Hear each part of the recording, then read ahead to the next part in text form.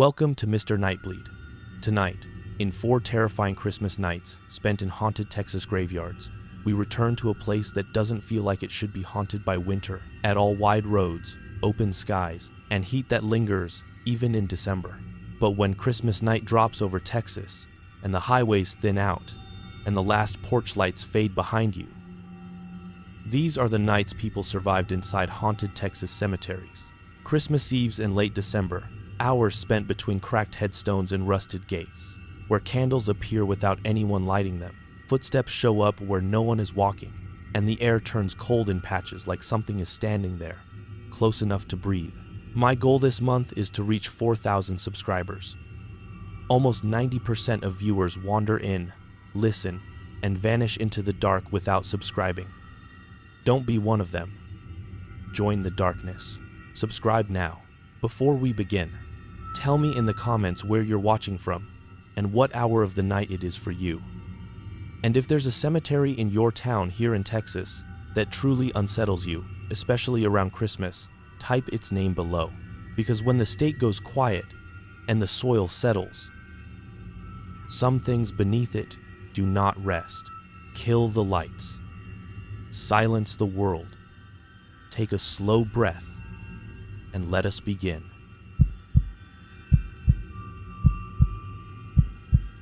My name's Clay Rigsby.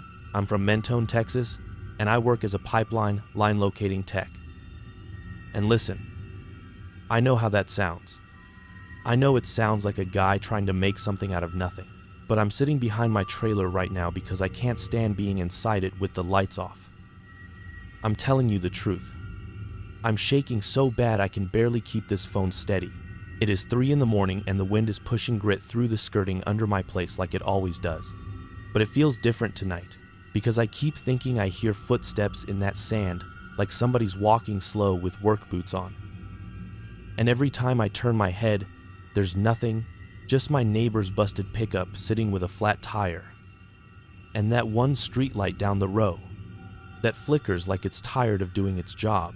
And I'm talking quiet because the walls in this park are thin, and folks mind other people's business when they can't sleep. And I don't need anybody asking why I'm out here like this. I don't need anybody thinking I'm on something. Because I'm not. I don't drink like that. I don't do drugs. I don't even take pain pills, unless my back is locked up so bad I can't stand up straight.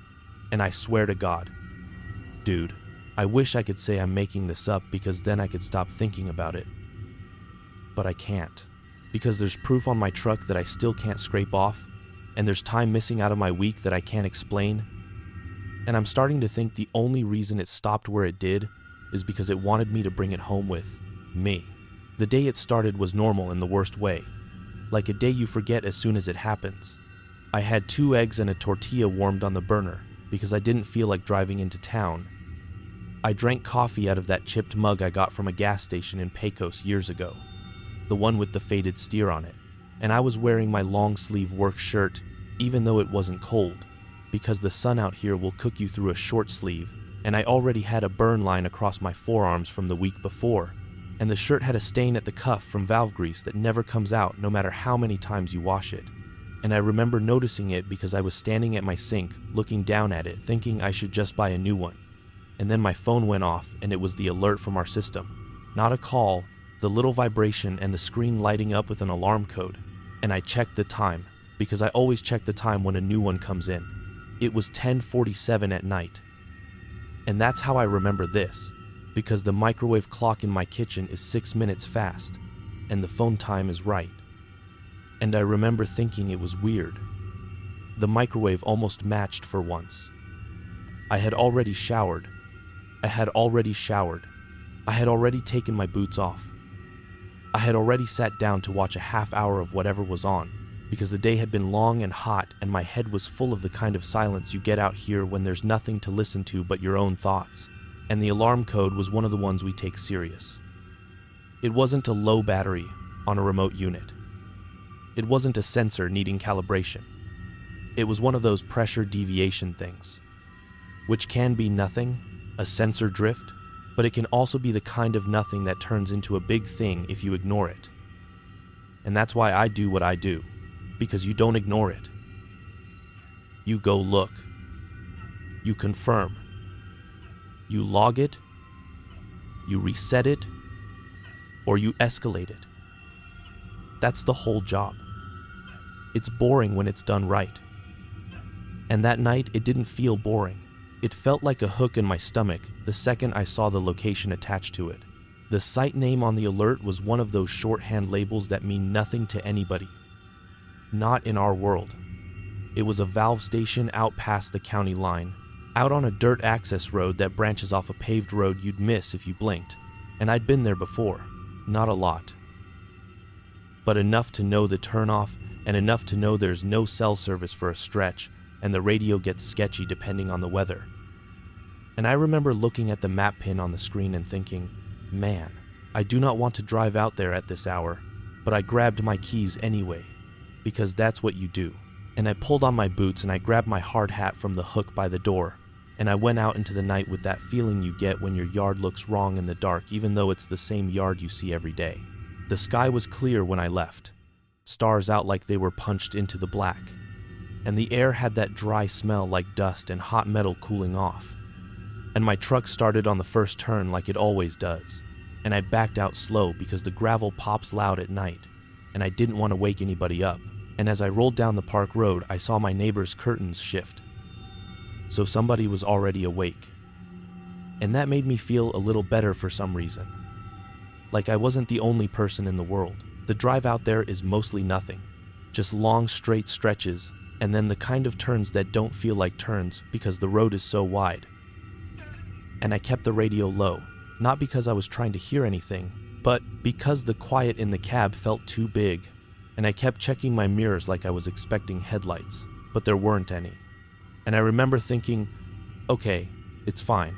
It's just a site check, in and out, reset the unit, log it, go back. And I remember thinking about the eggs I ate and whether I left the burner knob turned all the way off, because I'm the kind of person who worries about stupid stuff like that. When I hit the stretch where the pavement starts to break up and the shoulders get soft, my work radio chirped, the little squawk it does when it catches a signal, and I thumbed the mic and called in like I always do. I said, "Dispatch, Unit 2 to 3. I'm en route to the valve station for the pressure deviation alarm. ETA, 25 minutes. And I let go and waited for the usual response. The tired voice saying, "Copy, be safe." But what came back wasn't that. What came back was my own voice. And I don't mean it sounded like me. I mean it was the exact same words I had just said, in the exact same cadence.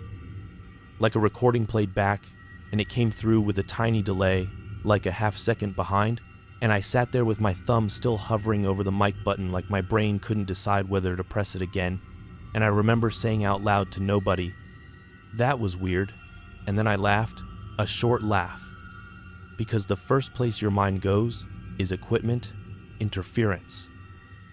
Some guy on a scanner messing around, and I told myself it was probably feedback because I hit the repeater dead spot, because I've had weird radio stuff happen before, and I kept driving. 2 miles later, it did it again. Not because I called, just on its own. The radio squawked, and then my voice came through, saying the same thing again. "Dispatch, Unit 2 to 3, I'm en route." Like somebody pressed play on a loop, and I grabbed the radio and turned the volume down and then up and then down again. Like that would change what I was hearing, and my hands were sweating on the steering wheel even though the cab was cool. I swear to God, listen, I know radios can pick up stuff. I know you can get crosstalk. I know you can get echoes. But this wasn't a distant echo. It was clean. It was close. And it wasn't anybody else. It was me. And I know my own voice. I drove the rest of the way with the radio off, which you're not supposed to do on a call-out, but I did it anyway, because I didn't want to hear it again, and I kept telling myself it was nothing. It was just a glitch. Just a repeater doing something dumb, and then I turned onto that dirt access road, and that's when I saw the first candle. It wasn't a flashlight. It wasn't a road flare.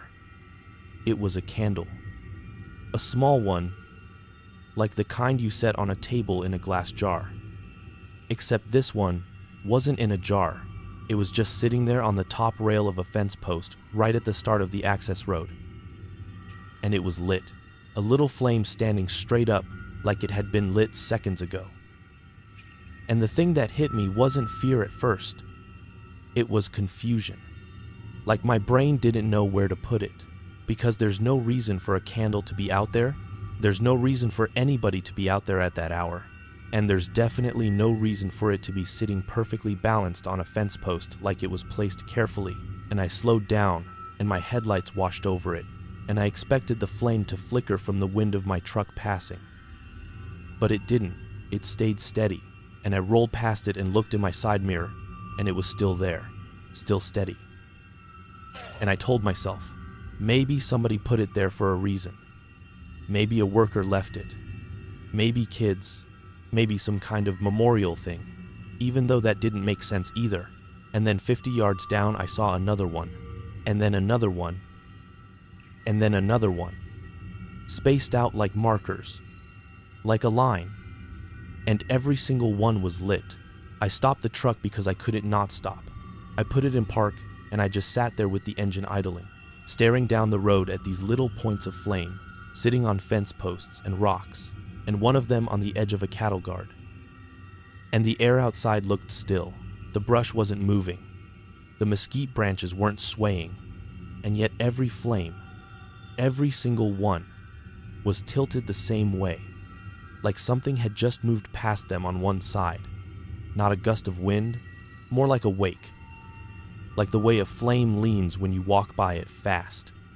And I got that cold feeling up my spine that you get when you realize your body knows something your mind is trying to argue with. I grabbed my flashlight, I grabbed my hard hat, and I stepped out, and the first thing I noticed was how quiet it was. Not normal quiet, not just out in the country quiet, but quiet like the air was holding its breath. And I stood there on the dirt road with my door open, and my truck engine running, and the headlights on. And I walked up to the nearest candle, and I shined my flashlight on it. And I could see melted wax pooled at the base, but the wax wasn't dripping down like it would if it had been burning for a while. It looked fresh, like it had just started melting, and the wick was bright. And I leaned in, not close enough to burn myself, and I smelled it. Plain candle wax. Nothing weird, and I remember thinking, okay, somebody has to be messing with me, because that's the only explanation that makes sense. And I swung my light out into the brush on both sides, and I called out, "Hey, anybody out here?" And my voice sounded wrong in that quiet, like it didn't belong. And nothing answered. I walked a few steps down the road, and this is where I need you to listen, because this is where my brain keeps rewinding when I try to sleep. I took maybe 6 steps, normal steps in my boots, on packed dirt, and as my right foot hit on the 6th step, the candle behind me lit, the one that had been unlit a second ago. And I know it was unlit because I had looked at it. I had shined my light on the top of that post when I first stepped out, and there was nothing there but a dark wick, and now it was lit, and the flame leaned the same direction as the rest. And I froze so hard my knees locked. I turned around and stared at it, and I could hear my truck idling, and I could hear a far-off dog bark. And I took 1 step backward, just one, and another candle lit, not behind the one that lit, but to my left, like it was following me, like it was keeping pace, and I said out loud, "No, no." And I know that sounds stupid, but I did, and I started walking back toward my truck fast, not running, because running feels like admitting something. And as I walked, the candles started lighting in sequence behind me, one after another, perfectly timed with the sound of my boots on the dirt. Step, light, step, light, like it knew my rhythm, like it was counting me. Dude, I swear to God, I stopped, and the light stopped, and then I took a step, and they started again, and I did it twice, because I could not believe what I was seeing. And the third time I stopped, I heard something that wasn't a candle.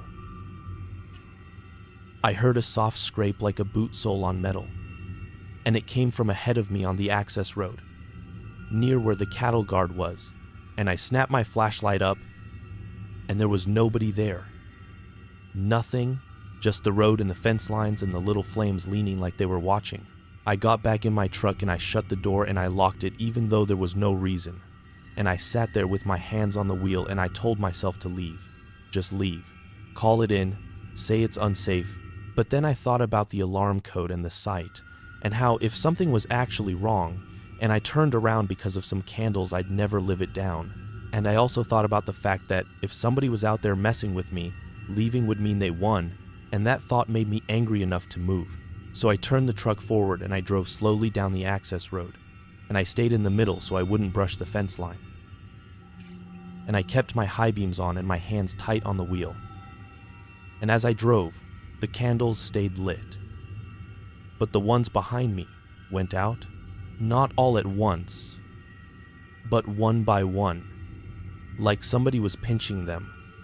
And when I checked my mirror, I saw darkness swallowing them as I passed, like the road behind me was being erased. I told myself it was the wind from my truck, but the flames up ahead still leaned the same way, and the air outside still looked dead still. The valve station was about a mile in, a fenced pad with gravel, a small metal building, some piping, nothing fancy, just a place where you do your checks and you leave. And when I pulled up to the gate, I saw the last candle sitting on the top of the gate post, flame steady, and there was wax running down the post like a finger trail, and my stomach turned. I parked, I left the truck running. I got out, and I opened the gate with one hand while holding my flashlight in the other, and the moment I stepped onto the gravel pad, the flame on that gate candle leaned hard toward me like somebody breathed on it, and I felt a cold puff on the back of my neck. Not wind, more like exhale, and I spun around so fast my hard hat shifted, and there was nothing behind me but my truck lights, and the open gate, and the line of dark fence posts with little flames in the distance. I did my job anyway because that's the worst thing. That's what makes me feel insane now. I did my job like a robot while my brain was screaming. I walked to the panel box. I checked the readings. I compared the local gauge to the remote telemetry, and everything looked normal. Normal pressures, normal flow, no smell, no hiss, no vibration, and the alarm didn't make sense. So I tried to reset the unit, and when I hit the reset button, the panel screen blinked, and for a split second, just a split second, the text on that little screen wasn't our codes. It was words, plain words, and it said Unit 23 en route, and then it blinked again, and it went back to normal. I stood there, staring at it with my finger still on the button, and I said, "Wait, what?" And then I laughed again, but it came out wrong, thin and shaky, and I backed up, and I almost tripped over my own feet, because the gravel shifted under me. And I looked down, and there were boot prints in the gravel, fresh prints, leading from the gate to the panel and back again. And I told myself they were mine. They had to be mine. But the direction was wrong, because I hadn't walked that exact line. And there was one print set that was deeper than the others. I got in my truck and I drove out of there fast, and I didn't stop until I hit the paved road. And when I finally did stop, I grabbed my phone to call in, and my phone screen was open to a text message draft that I did not type. And the draft said, "Be safe, be safe, be safe," in a row. Like somebody hit the keys too hard, and my thumb started tingling, and I dropped the phone into my lap like it burned me. I didn't tell dispatch about the candles. I told them the alarm cleared, and the unit was reset, and the site looked normal, which was true, and I told myself I'd talk to my supervisor in the morning about the radio glitch and the panel screen thing, because those are things you can report without sounding crazy. I drove home with the dome light on because I didn't want the cab dark. And when I pulled into my spot, I sat there for a minute with the engine off, listening, because I thought I'd hear something, and the night sounded normal again. Bugs, a far-off engine, a dog. Okay, it was just a weird night. I went inside and I tried to sleep, and I couldn't, because every time I closed my eyes, I saw those flames leaning like they were tracking something I couldn't see. And I kept thinking about that one puff on my neck, that one breath feeling, and I kept rubbing the back of my neck like it would go away. The next morning, I went into the yard, and I told my supervisor about the radio echo. I told him it was repeating my calls like a playback, and he told me the repeater out there has issues and they've been meaning to get it looked at. And he asked if I reset the unit, and I said yes. And he asked if I saw anything unusual, and I paused, because I could feel my face doing that thing where you decide whether to tell the whole truth. And I said no, just the alarm cleared, and he nodded, and that was it. And I thought, fine, I'll just let it die. The second night, another alarm came in from the same site, a different code but the same general area. And when I saw it, my stomach did that drop again, and I considered ignoring it for a minute. I considered calling somebody else, but I'm not the kind of guy who passes things off. And there was nobody else close anyway. So I went, and I told myself I'd go in daylight if I could. But the alarm came at 11:06, and waiting until morning isn't always an option, and that's how jobs turn into disasters. So I went.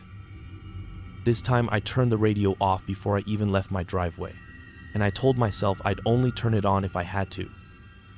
And when I hit the dirt access road, I didn't see any candles at first, and that made me breathe easier. And I told myself, see, it was a one-off. It was somebody messing around. It's done. And then I rounded the first bend, and they were there. Not on every post this time, but on every third post.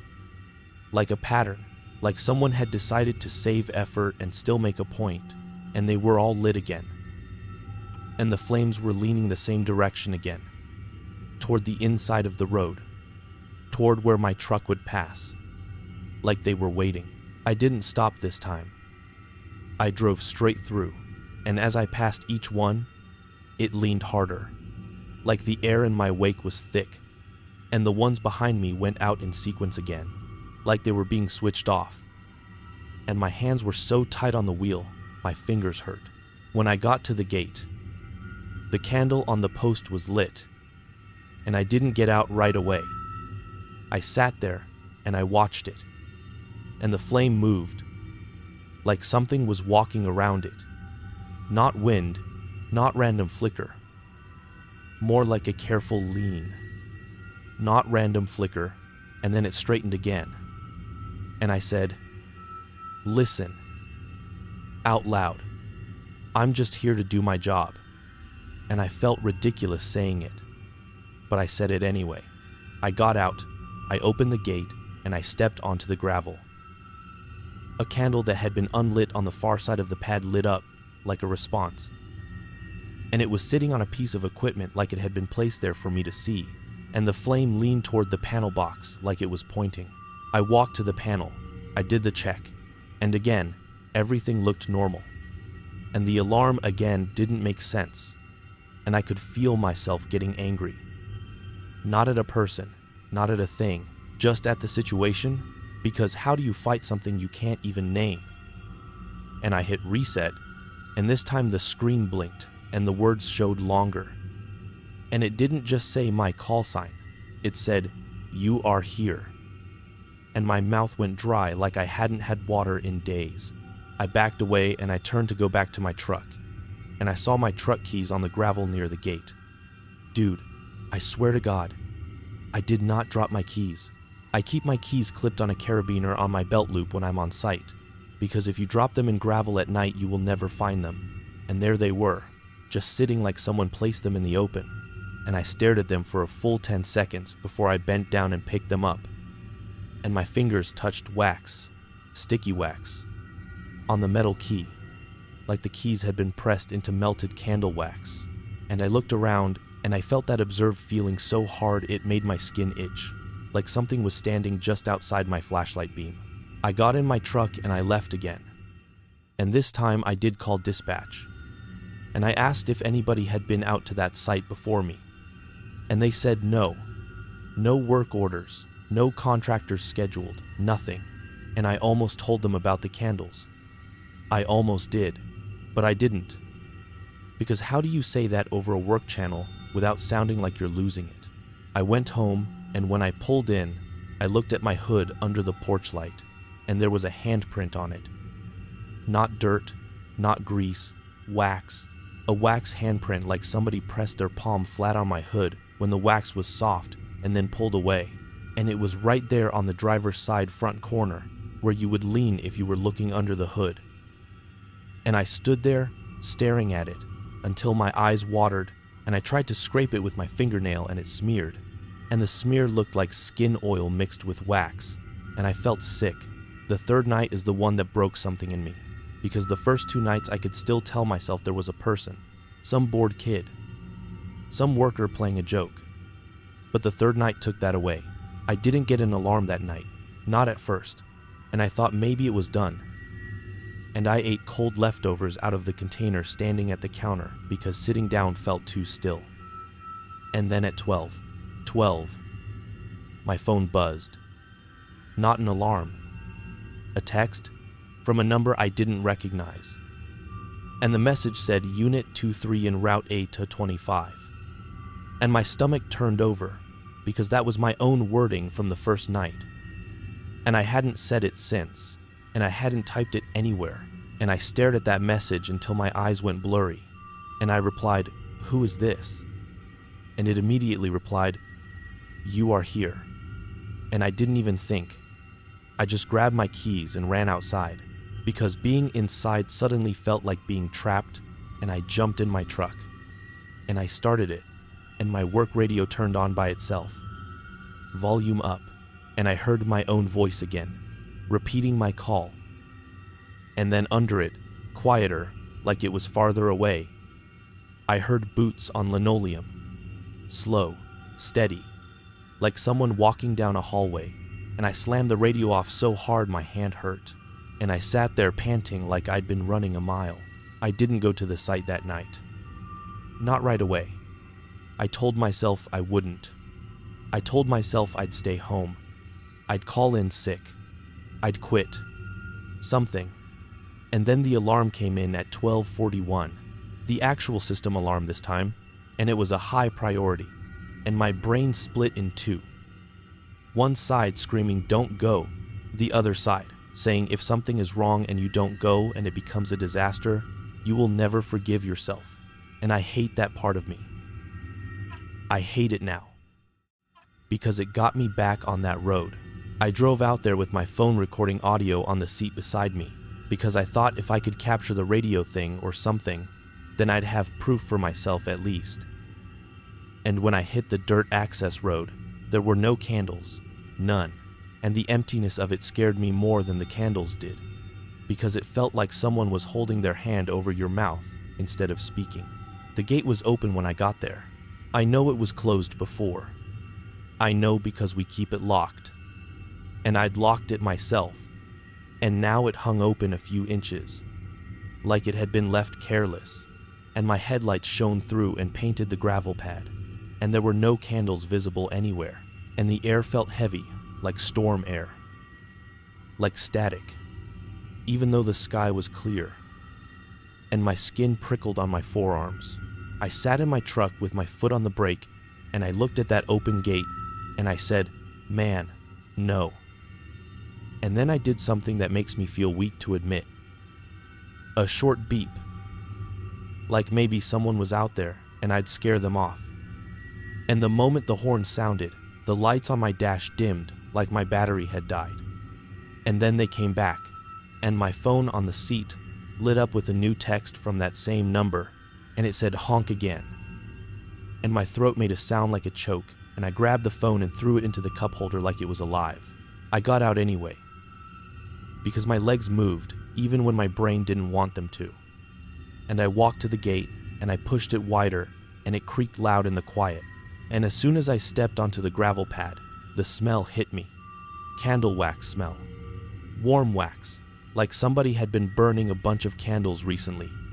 And I shined my flashlight around, and I saw them, not on the posts, but in a line on the gravel itself, little candles set directly on the ground, unlit, stretching from the gate to the panel box like a path, perfectly straight, spaced the length of my stride. I stood there staring at that line, and I felt my heartbeat in my ears, and I took one step forward, and the candle behind me lit, like it was sealing the entrance, and the flame leaned toward my back like it was looking at me. I turned around and I saw it burning, and I saw wax pooling, and I saw the flame steady even though I could feel a cold pressure in the air. And I took another step, and the next candle behind me lit, and then another. And I realized what was happening. It was lighting the way back, not forward. Like it wanted me to keep going forward until there was no way back. I told myself to run. I told myself to jump back in the truck and leave. But my feet were already moving toward the panel, because that's what I do. I go toward the problem. And every step I took, a candle behind me lit in perfect time. And the flames all leaned the same way, inward toward the path, like something tall was walking down that line with me, but just out of sight. I got to the panel, and I forced myself to look at the readings.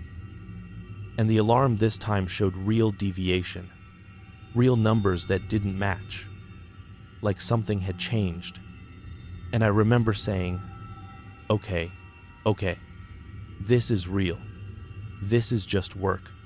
Focus, and I reached for the reset, and the screen blinked, and the words didn't appear this time.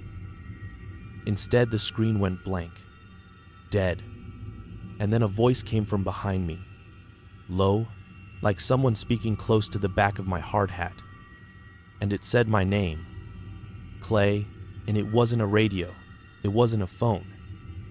It was right there in the air, and I swear to God, dude, I did not turn around. I couldn't, because if I turned around and saw somebody standing there, I don't know what I would do.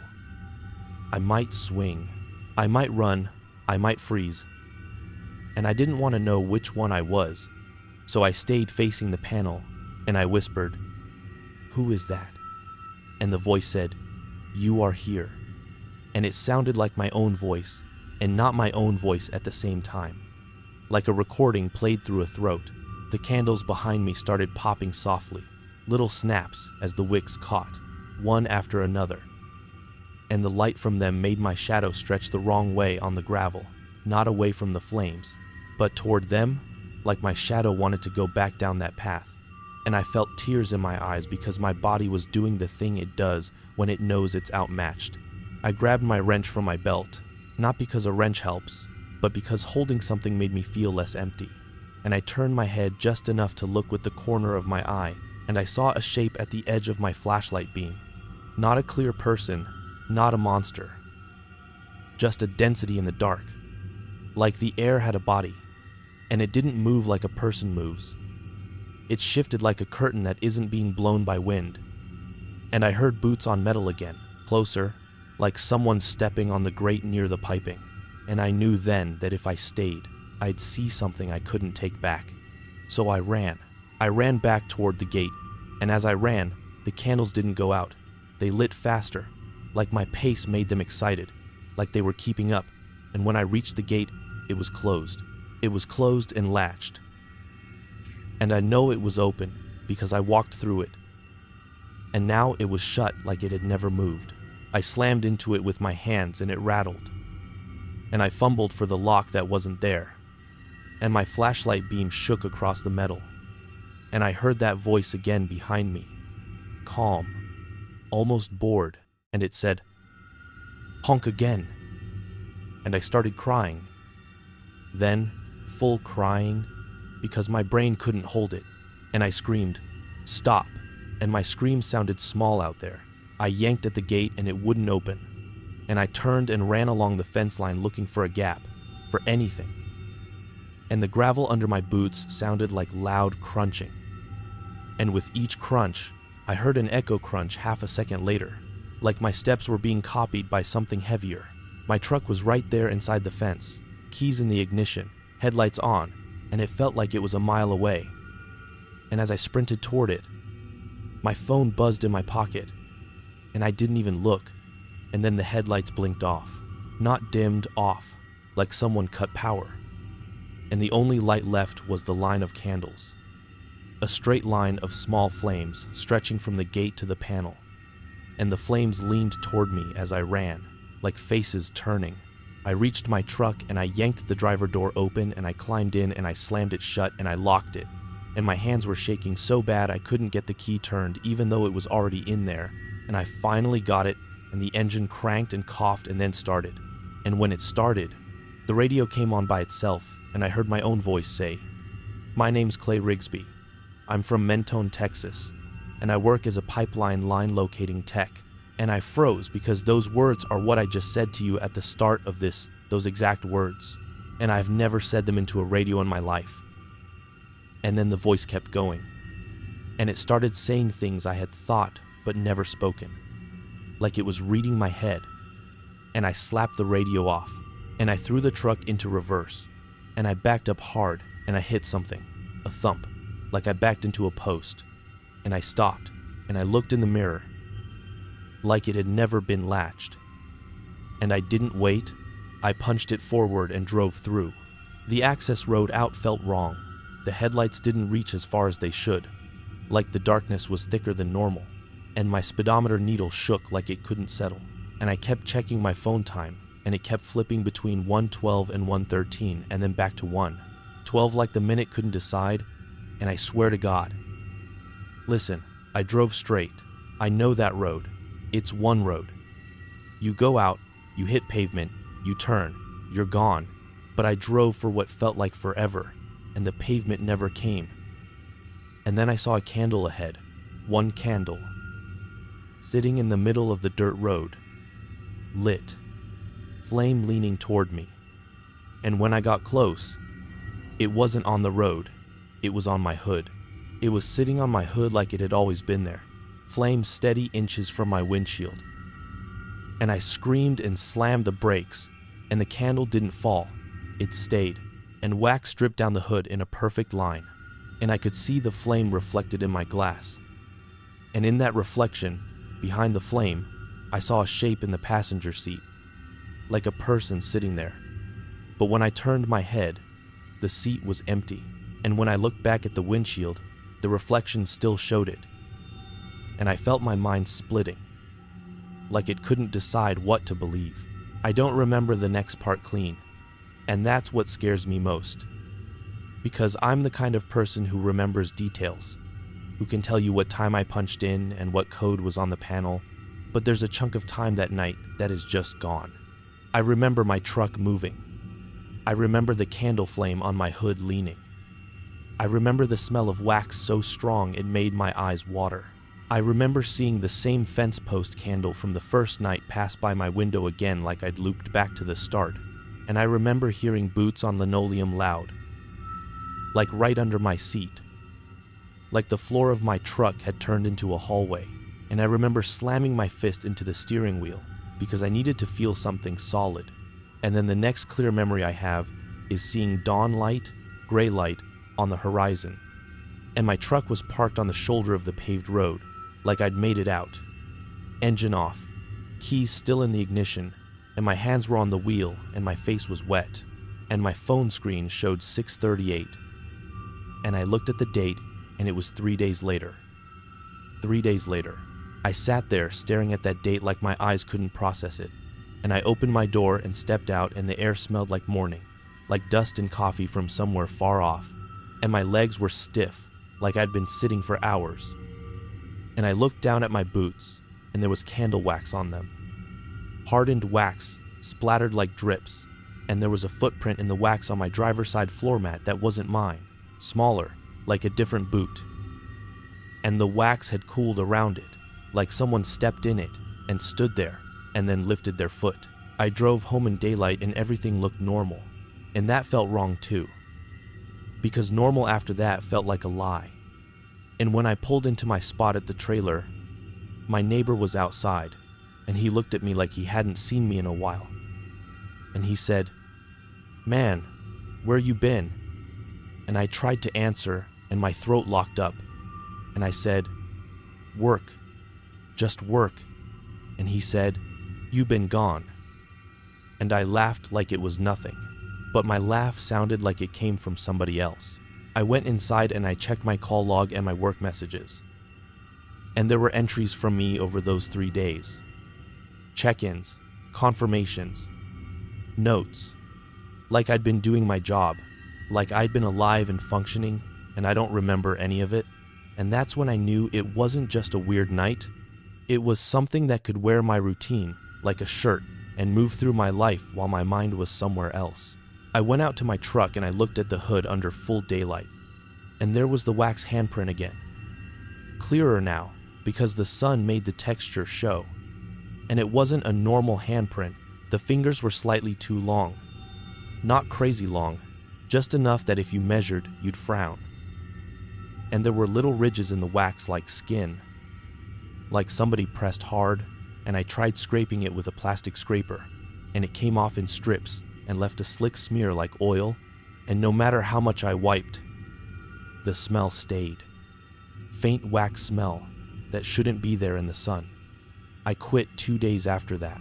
I told them I had family stuff. I told them my head wasn't right. I told them I couldn't do night call-outs anymore. And they offered me day shifts, and I said no, because it wasn't the night, it was the idea of going back out there. And my supervisor looked at me like he wanted to ask questions, but didn't want the answers. And he signed the paperwork, and that was it. And on my last day, as I was clearing my locker, my work radio chirped even though it was off, and it played my voice one more time. Quiet, like a whisper, saying, "You are here." And I dropped it in the trash can, like it was hot. Now I'm sitting behind my trailer at 3 in the morning because I can't sleep. Because every time the park is quiet and somebody walks down the gravel road, I hear the crunch, and then the echo crunch a half second later, and my skin goes cold. Because my brain remembers that rhythm. And sometimes I wake up and my phone is open to a draft message that just says, "Be safe, be safe, be safe." And I never typed it, and I delete it and it comes back days later. And I don't go near candles anymore. Not birthday candles, not those little jar ones. Nothing. Because the way flames lean makes my stomach turn. And I've tried telling myself it was a prank. It was kids. It was stress. It was sleep deprivation. But I can't explain the missing days. And I can't explain the panel screen showing words it should not show. And I can't explain how a gate can be open and then closed without a sound. And I can't explain why sometimes, when I'm washing my hands at the sink, I look down and see a smear on my cuff that looks like wax, even though I haven't touched wax. And I know what you're thinking. You're thinking, "Clay, just move, just leave, Mentone, go somewhere else." But listen, dude, I tried. I drove to a bigger place for a weekend. I slept in a motel off a highway, and in the middle of the night I woke up because I smelled candle wax. And I opened my eyes, and there was a single little flame reflected in the TV screen. Not on the table, not in the room, just in the reflection, leaning toward me like it knew I was awake. And when I sat up, the reflection went dark. And I spent the rest of the night with the lights on, staring at my own hands. Because I started wondering if those missing days weren't empty at all. If maybe I was there, doing the steps, lighting the line behind me, marking the path for something else. And that thought sits in my chest like a weight, because I don't know what it wants, and I don't know if it's done. And I don't know if by saying this out loud I just made a new path for it. But I couldn't keep it inside anymore, because the silence out here at night isn't empty. And I swear to God, I can feel something standing just outside the reach of that flickering streetlight, watching the way a flame watches when it leans toward you, waiting for your next step so it can match it.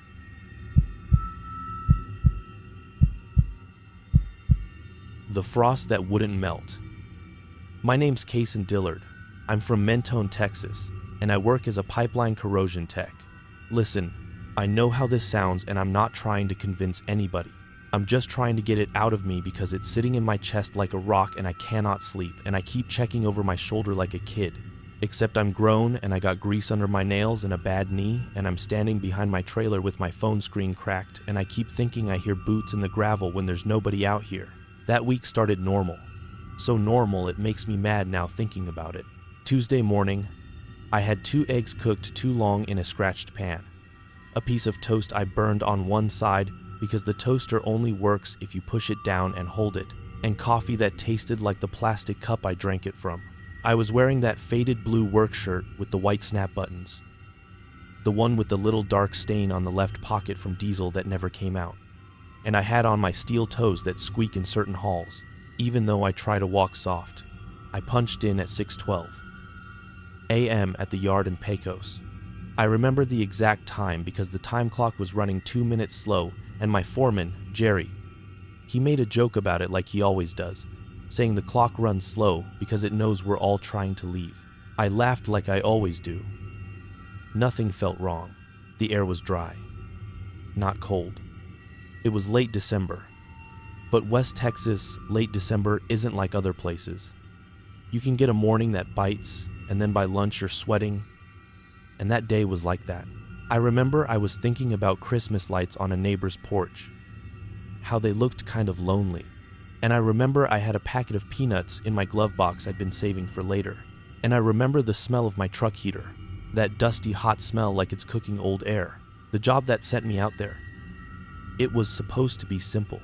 A client property, big ranch land, a stretch of pipeline that cut across it, and we had to inspect a section near a fenced-off plot that didn't belong to the pipeline company at all. It belonged to the land, and the land belonged to a family that wasn't friendly about strangers, but they'd signed the papers. That's what they told us.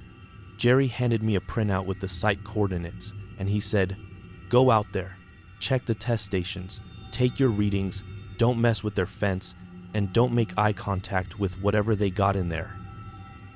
Like he was just talking about cattle or some old equipment. I said, "Yeah, all right." And I tucked the printout into my clipboard, and I climbed into my truck, and I drove out on those roads that look like they go off the edge of the world. The sky was big and washed out, like somebody rubbed it with an eraser. The land was flat. It accords common oranges and accord 17 arand, brush and caliche, and those little mesquite clumps that don't look like much until you hit one with your bumper. I drove for an hour and change, and I kept thinking about lunch. About the gas station burrito I shouldn't eat, but always do. And the only thing that felt even a little off was my radio kept losing signal in the same place, like it always does, and then coming back with the same song, like it didn't want to let it go. Your brain doesn't have room for spooky thoughts when you're thinking about readings and paperwork, and whether you packed the right wrench. I got to the gate, a metal ranch gate with a chain and a lock, and there was a code box, and the code they gave me worked, and that should have been the end of it. I drove in, slow, because the cattle guards rattle your teeth if you take them fast, and I followed the 2-track until I saw the fence. It was not a big fence. It wasn't like the tall chain-link fences around pump stations. It was old hog wire and cedar posts, squared off, maybe the size of a small house lot. And there was a padlock on a little gate. Inside that fence was a small family cemetery, like the kind you see sometimes on ranch land. A handful of stones, some tilted, some upright, some little iron markers, and one big stone that looked newer than the rest. I stopped my truck, and I sat there with my hands on the wheel, and I remember thinking, that's not my business. That's what I always think when I see stuff like that, because you don't mess with people's dead, you don't even look too long. I got out anyway because the test station was about 30 yards past it, a little post with a cap, and my job was to do my job. The first wrong detail, the first one. It was small. So small I didn't even say it out loud. The ground was dry, powdery caliche, and the sun was already warm. And yet the tops of the graves inside that fence looked like somebody had dusted them with something white. Not snow. Not exactly. More like the pale crust you get on your truck if you drive through a salt flat. Only there's no salt flat out there. It was a thin layer, like flour. It was only on the mounded earth and on the tops of the flat stones, and it wasn't on the dirt outside the fence at all. I stood there and I squinted, and I thought, maybe somebody sprinkled lime. Maybe they're keeping something down. Weeds, bugs. I don't know. People do things. Ranch folks do things that make sense to them. I turned away because it wasn't my job, and I walked to the test station.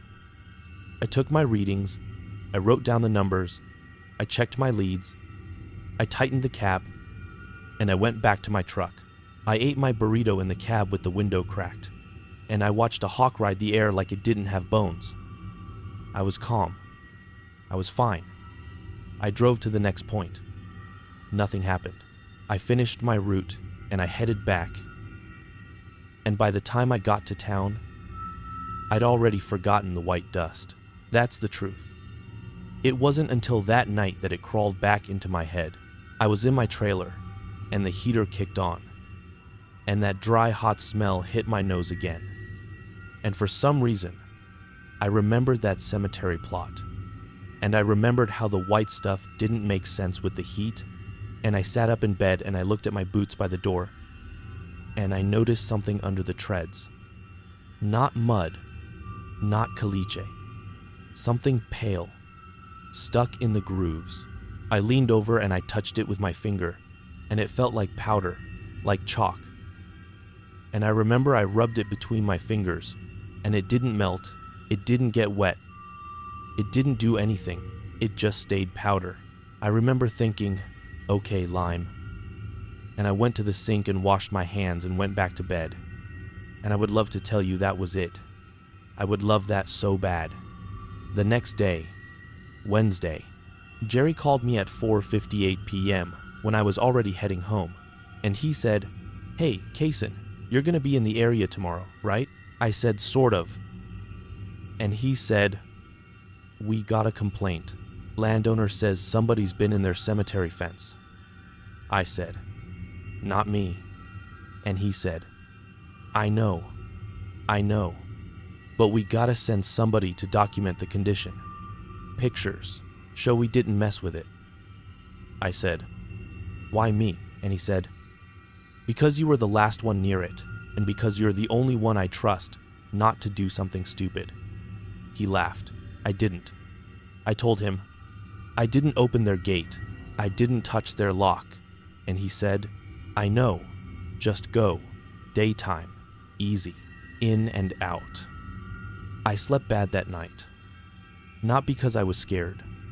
Not yet. More because I didn't like being accused of anything. I kept replaying my steps in my head.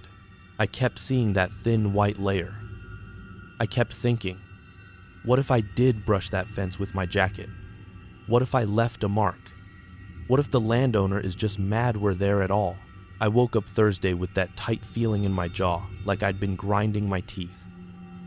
And I made my eggs again. And I put on the same blue shirt because it was clean enough. And that's the part that makes me sick now. Because that shirt is the one with the stain that I cannot wash out. And now I keep thinking that stain is something else. Even though I know it's not, but my brain doesn't care what I know. I drove out there again. Same roads, same sky. But the day felt off. In a way I can't pin down. The radio did that thing where it cut out and came back on the same song. Only this time it came back on the same line, like the singer was stuck. And I actually hit the radio with my palm like that would fix it, and then I turned it off. I got to the gate, punched the code, drove in. The cemetery fence was there, same as before, but the white layer looked thicker. Not everywhere, just on certain graves, like somebody had dusted them again, heavier this time. And the part that made my stomach dip, just for a second, was there were footprints inside the fenced plot. I didn't see a person. I didn't see a vehicle, but I could see prints, clear as day, pressed into that pale powder on top of the caliche. And they were not old. They were crisp. They went from the gate inward, curved around the big newer stone, and then stopped. Just stopped, like whoever made them vanished. I stood there, outside the fence, looking through the wire, and I said out loud, without thinking, "No," like it was a disagreement. I told myself it was the landowner. It was family. It was somebody checking on it. It was none of my business. I pulled my phone out, and I took pictures from outside the fence like Jerry told me to, and I zoomed in on the lock to show it wasn't cut. And it wasn't.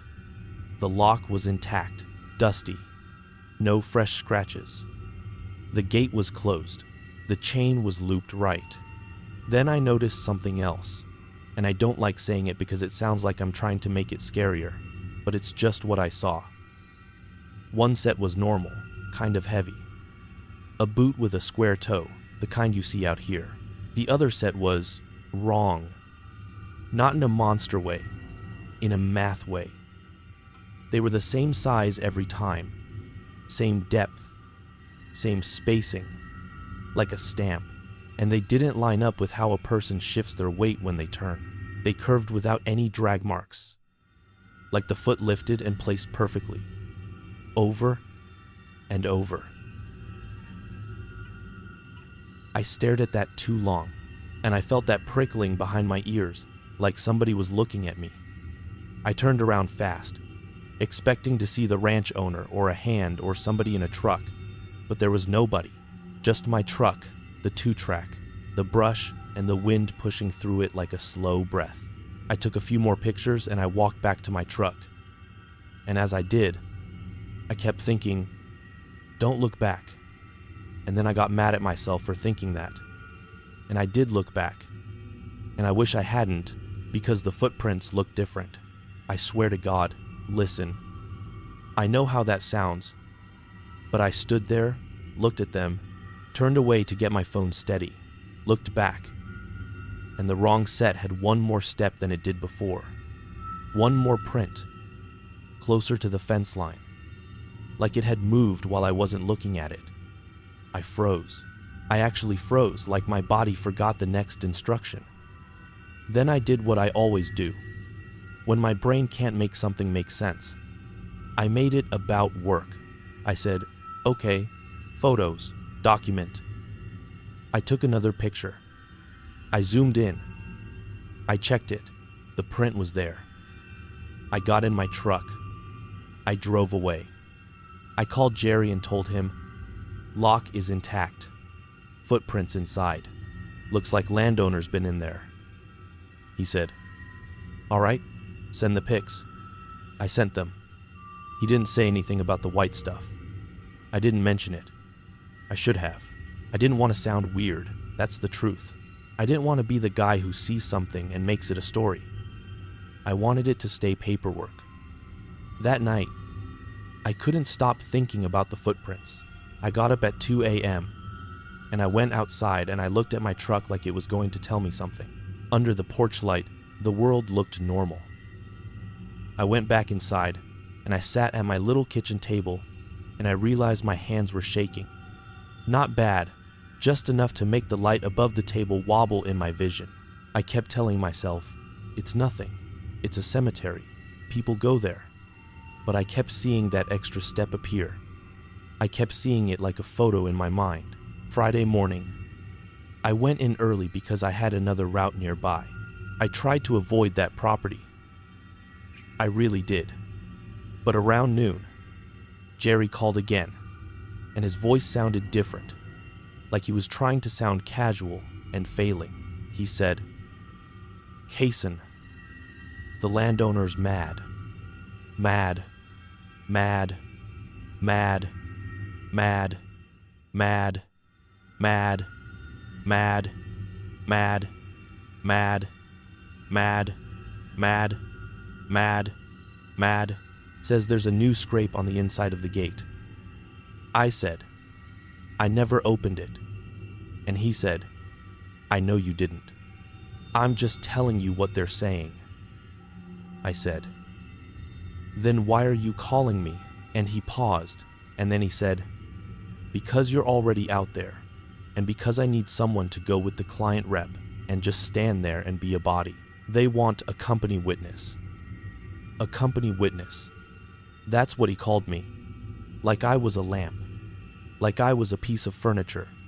I said, "When?" And he said, "Now, if you can, before sundown." I remember I looked at the sun through my windshield, that white hot glare. And I remember thinking, sundown comes fast out here. And I remember I swallowed and tasted my own coffee breath. And I said, "Fine." The client rep met me at the main gate. His name was Ron, I think. Or maybe I'm mixing it up. I'm sorry, I haven't slept. My brain keeps dropping pieces. He was a clean guy, boots with no dust, white hard hat, truck that looked like it got washed more than it got driven. He shook my hand like he was doing me a favor, and he said, "We'll go in, we'll take a look, we'll keep it professional." I said, "I never went inside that fence." And he said, "Nobody's accusing you." But the way he said it felt like he was. We drove in together, 2 trucks, like a little convoy. And as we got close to that fenced plot, I felt my stomach go hollow again. I didn't want to look at it. I did anyway, because you can't not. The white layer was heavier now. It looked almost like frost, which is crazy because it was warm, and it was still only on the graves, not on the surrounding ground. Ron parked and got out. He walked right up to the gate like he owned it, and he put his hand on the chain. I said, "Hey, 1 new, in UMAD, I-way, in UMAD, do they want us to open that?" And he said, "They said to check the inside scrape." I said, "How are you going to check the inside scrape without opening it?" And he looked at me like I was slow. He pulled a key from his pocket. That hit me wrong. I don't know why, but it did, like it wasn't supposed to be that easy. The lock clicked, and he swung the gate open. And as the gate moved, the wind shifted, and that smell came out. Not decay, not anything like that. It smelled like cold metal, like when you open a deep freezer. It didn't fit the heat. Ron didn't react. He stepped inside. Boots crunching on caliche. I stayed outside for a second, and he turned and said, "Come on, witness." I stepped in, and the air inside that fence felt different, like it had its own temperature. I don't mean like supernatural cold. I mean like shade. There were patches of it on the ground between them, and there were footprints all through it, more than before, and the wrong ones were there again. The stamped ones. Perfect spacing, perfect depth, and they were going in circles around that big newer stone like something had been walking a track. Ron crouched at the gate and ran his finger along the inside post. And he said, "See? Scrape." It was a fresh scrape, like a tool had hit it. I leaned in and looked, and I said, "Could be from the gate swinging, because it could." Ron stood up, and he did this thing where he smiled without smiling, and he said, "Landowner thinks you boys are in here messing around." I said, "We don't mess with people's dead." And he said, "People do all kinds of things." Then he started taking pictures, slow, methodical. I stood there and tried not to look at the footprints. But the thing is, when you try not to look, you see more. I noticed something on the big newer stone, a smear, like somebody had brushed it. Scratches. Letters, maybe. I took a step toward it without thinking. Ron said, "Don't touch anything." And I didn't, but I leaned close enough to read it. It wasn't a full name. It was just 4 letters scratched shallow, like with a nail. CASO. My chest went tight. I backed up fast and almost tripped on a little iron marker. Ron looked at me and said, "You all right?" And I lied and said, "Yeah, boot caught." But my brain was screaming at itself because I could not make that make sense. Casso, not even my full first name. just the start. Like somebody started writing it and stopped, or like something copied it from somewhere. I hadn't told Ron my name. Jerry had. Maybe. But why would my name be on a gravestone? I stood there, and I felt that observed feeling again, heavy now, like pressure on my skin. I looked around the fenced plot, and I realized the birds were gone. No hawk, no little chirps, just wind. Ron kept taking pictures. He walked the circle the footprints made, careful not to step in them, like he was suddenly aware of them too. And he said, "That's weird," like he couldn't stop himself. I said, "What is?" And he pointed. "Intense tem were mine." And he pointed. The stamped footprints, the perfect ones. They didn't match any boot we had. Not mine, not his. The tread pattern was shallow and smooth, like a cheap work boot, but the edges were too clean. He said, "Looks like a mold." And he laughed once, nervous, and then he stopped laughing. I said, "Let's just go." And he said, "We need to check the back corner." There was a back corner where the fence line met, and there was a little patch of ground that looked freshly disturbed. Not a hole, not a grave, just earth that had been turned, like somebody dug a little and packed it back. And on top of that disturbed patch, the white dust was thickest, like someone dumped a bag of flour there. Ron leaned over it, and he lifted his phone and took a picture. And as he did, I saw the dust shift, like a breath hit it from underneath. It puffed, just a little. But he stood up too quick, like his body reacted before his mouth could. I said, "Did you see that?" And he said, "Wind." But there was no wind in that moment. The brush outside the fence wasn't moving. The air inside felt held. Then the worst part of that day happened. And it wasn't a monster. It wasn't a hand reaching up. It was something my brain still can't file. Ron said, "We're done." And he turned toward the gate. I followed. We stepped out. He swung the gate closed. He looped the chain. He put the lock on. He clicked it.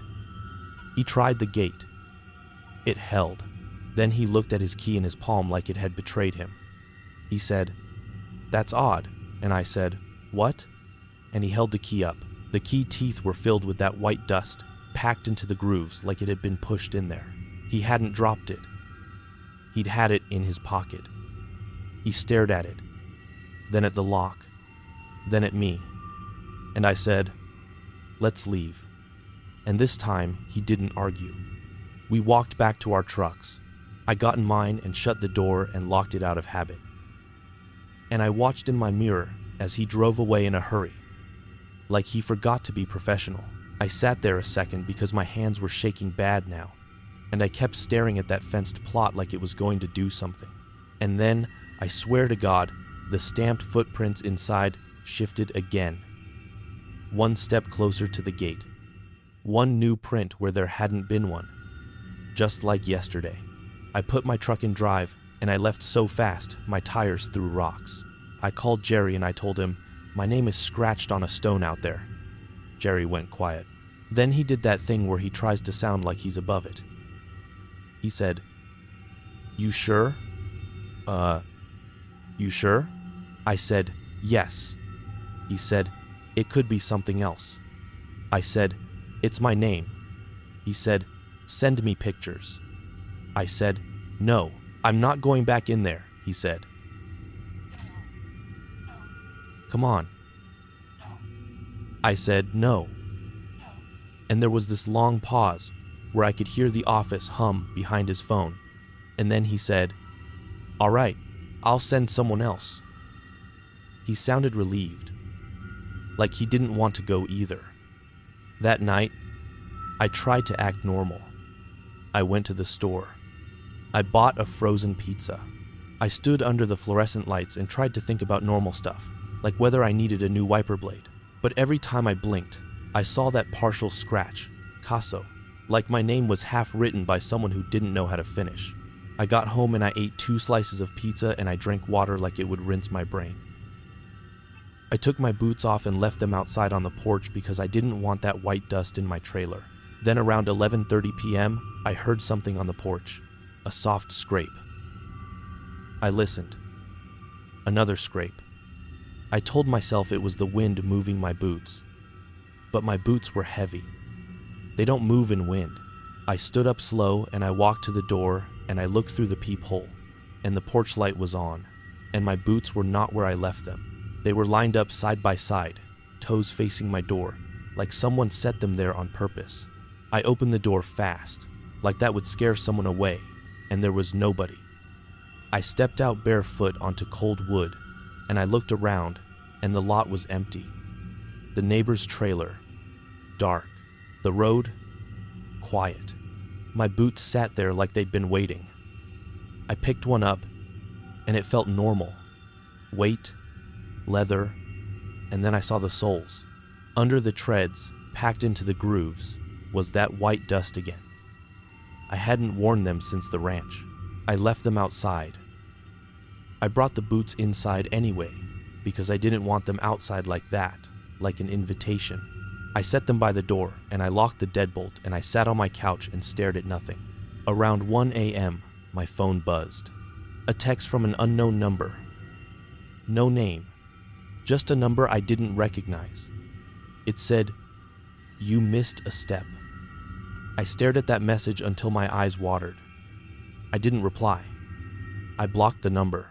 Then I sat there, and I felt that observed pressure again, like the air in my trailer was crowded. I got up and checked my windows. Curtains closed. Locks set. I checked the back door. Locked. I went to the kitchen and got a glass of water and drank it in 3 swallows, and it did nothing. I tried to sleep. I couldn't. Every time I closed my eyes, I saw those stamped footprints, perfect spacing, perfect depth, and I kept hearing my own boots crunching on caliche inside that fence, and I kept thinking about the key with white dust packed into it, like something wanted the lock to remember. Saturday morning, Jerry called me and said, "Don't worry about that site anymore." I said, "Okay." And he said, "Client wants a different crew. You're off it." I should have felt relief. I didn't. I felt like I'd been moved out of the way, like something was still happening and I wasn't allowed to watch. I tried to go about my weekend. I did laundry. I watched a football game I didn't care about. I ate leftover pizza. And then Sunday, which was the part that cracked me, I went out to my truck around 9 a.m. to get my tool bag because I needed to clean it out, and I opened the passenger door and my clipboard was on the seat. That's normal, but on top of it was a paper I didn't put there. A single sheet, clean, white, folded once. I stared at it like it might bite. Then I unfolded it. It was a printout of the same site coordinates, same ranch, same fenced plot, only this one had handwritten notes in the margins in blocky pencil, like someone trying to write like a machine. It said, one step, one step, repeated down the side, same spacing, like it was measured. And at the bottom, under the last repetition, it said, C-A-S-O-N, my full first name, spelled right. I dropped the paper like it burned me. I stood there in the sunlight, hearing my neighbor's kids yelling somewhere, smelling somebody cooking bacon, and my brain did that thing where it tries to make a joke to survive. I almost laughed, but I didn't. I picked the paper up with 2 fingers and I brought it inside, and I put it on my kitchen table like it was evidence in a case I didn't want. I called again. Voicemail. I didn't leave a message because I didn't know what to say that wouldn't make me sound crazy. I sat there and I stared at the paper until my eyes went blurry. Then I noticed something that made my stomach drop so hard I thought I might be sick. The paper had a dusting of white powder along the fold, like it had been folded in that cemetery dust. I didn't touch it after that. I left it on the table. I washed my hands. I checked my locks again, even though it was daylight. That night, I finally fell asleep for maybe an hour. And I had a dream that I was walking that fenced plot, following footprints that were mine but not mine. And every time I looked down, the prints behind me were stamped, perfect, like something was copying me exactly. I woke up at 2:47 a.m., sweating, heart racing, and I heard something outside, not scraping this time. Footsteps, slow, heavy, boots on gravel, coming toward my trailer. I sat up, and my mouth went dry. And I listened hard. The steps came to my porch. They stopped. Then I heard the softest tap, like a fingernail on my door. Not a knock, a tap. Then another. 3 taps, evenly spaced. Patterns. Perfect precision. I got out of bed and I walked to the door like a person in a trance, like my body was doing it even though my brain was screaming not to. I put my eye to the peephole. The porch light was off. I hadn't turned it off. I know I hadn't because I leave it on at night. But it was off, and all I could see was darkness and the faint outline of my boots by the door inside. Then I heard a voice, right on the other side of my door. Soft, like it didn't want the neighbors to hear. It wasn't a monster voice. It was a normal voice. That's what made it worse. It said, Kaysen. Just my name. No accent I could place. No emotion. Like someone reading a label. I backed away from the door so fast I hit the wall. The voice said, You missed a step. I covered my mouth with my hand because I was afraid I'd make a sound. The voice said, Open. I didn't. I couldn't. I stood there shaking so hard my knees felt like they'd fold. The voice didn't get mad. It didn't threaten. It just repeated, Open. Same tone, same spacing between the word, like it was timed. Then the tapping started again. 3 taps, evenly spaced. Then footsteps moved away from my door. Slow, heavy, boots on gravel. And I listened as they went off my porch and stopped somewhere in my yard. Just stopped, like someone standing out there, waiting. I stood in my living room with the lights off because I didn't want to give myself away, and I listened to nothing. I listened so hard my ears rang. After a while, I realized I couldn't hear crickets. Out here you always hear something, but it was quiet like the world was holding its breath. I don't know how long I stood there. My phone said 3:06 a.m. when I finally moved. I crept to the window, and I pulled the curtain back a hair. The yard was empty. I let the curtain fall and I slid down the wall onto the floor like my bones had turned to water. I sat there until the sky started to pale, dawn that felt like it took too long. When it was fully light, I went outside. My porch light was still screwed into the socket. The switch was still on. It should have been lit. It wasn't. I tapped the bulb. Nothing. I went inside, got a new bulb, screwed it in. Still nothing. I checked the breaker. It was fine. The porch light never came back on.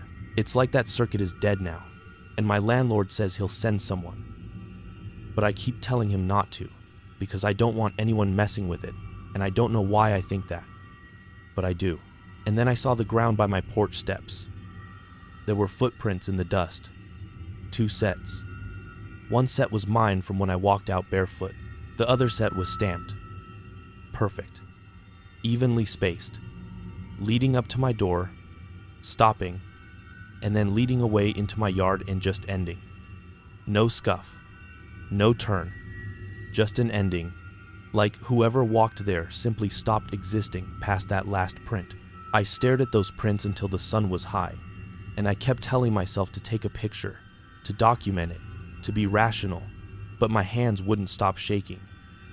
I finally did take a picture.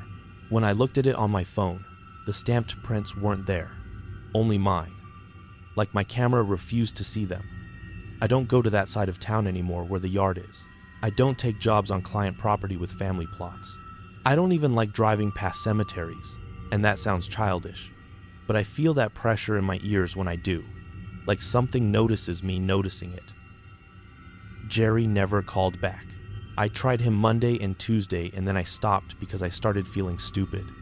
And then Wednesday, I heard through a guy at the yard that Jerry quit. Just quit, no notice, packed his stuff and left. And the client property job, they pulled us off it entirely. They said the ranch owner revoked access. That should have been the end. But it wasn't. It keeps happening in small ways that make me feel like I'm losing my mind on paper cuts. Tools move. Not like a poltergeist. Not thrown. Not dramatic. Just moved. I'll set my voltage meter on my passenger seat. I'll lock my toolbox, check it twice, and come back and the latch will be open. Not broken, just open.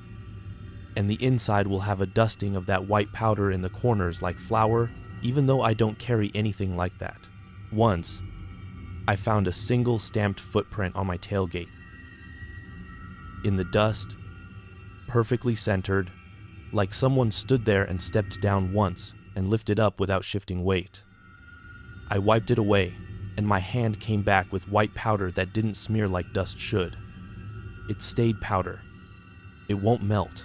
It won't wash fully.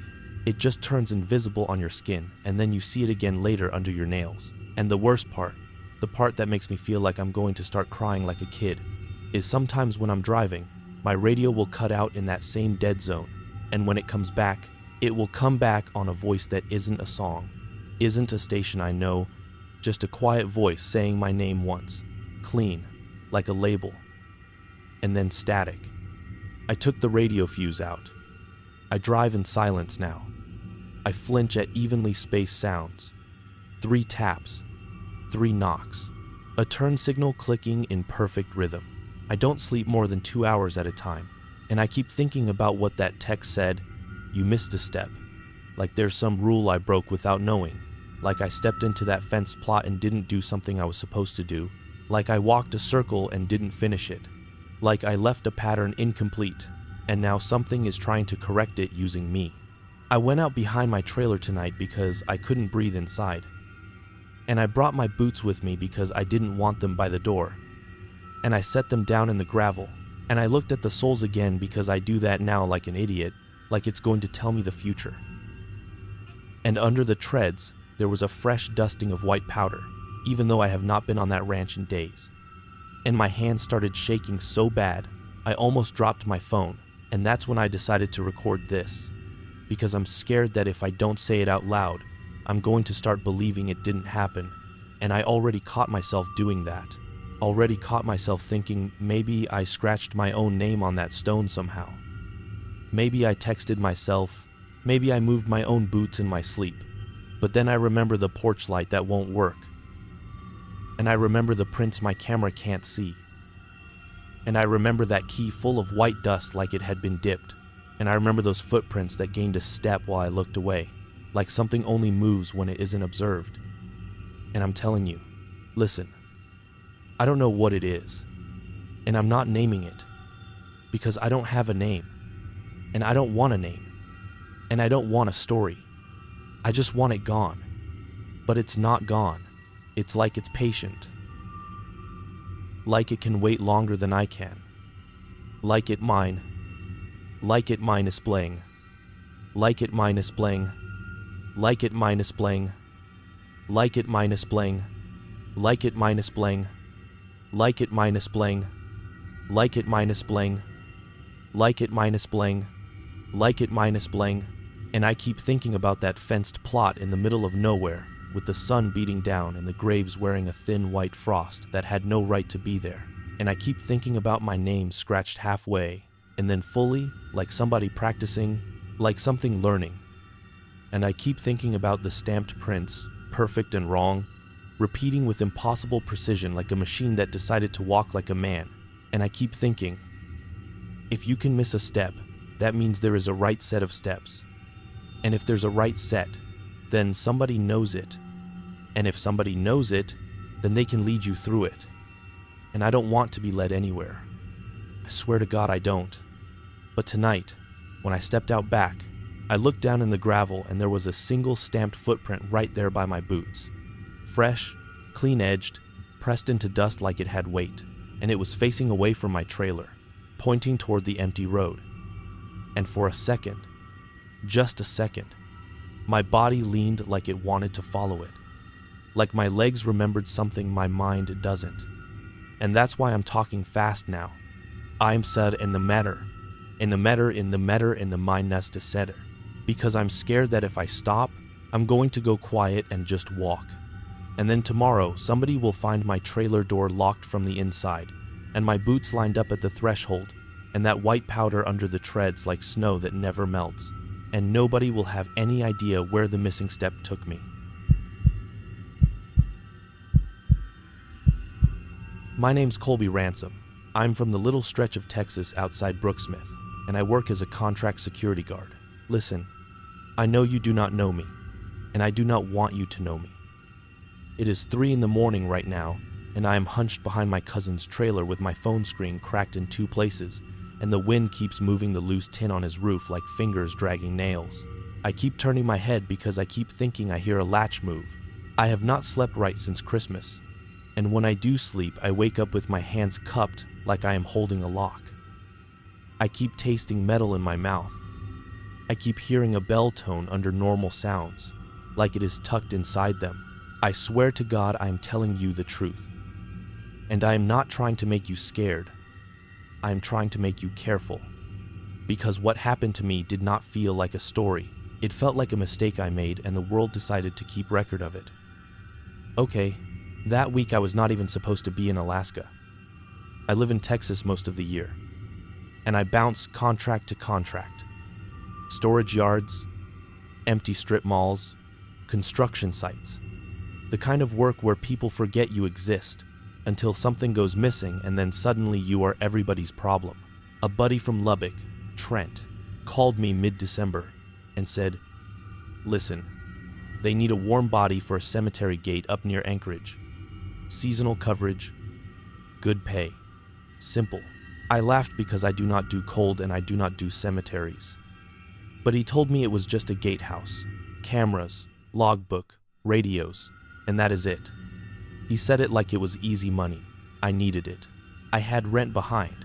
My truck was making a noise I did not like, and my sister kept calling asking when I was going to get steady. So I said yes. I flew out on the 20th. I remember it too clear, like those details got burned in. At the airport in Houston, I had breakfast at one of those places that sells eggs that taste like the pan. 2 scrambled eggs, 1 biscuit, coffee that was too hot. I was wearing my gray work shirt with my last name stitched on it, Ransom in white thread, and the shirt had a dark stain near the bottom button where I had spilled diesel 2 weeks earlier. I had washed it 3 times and it still held that smell if you put your nose to it.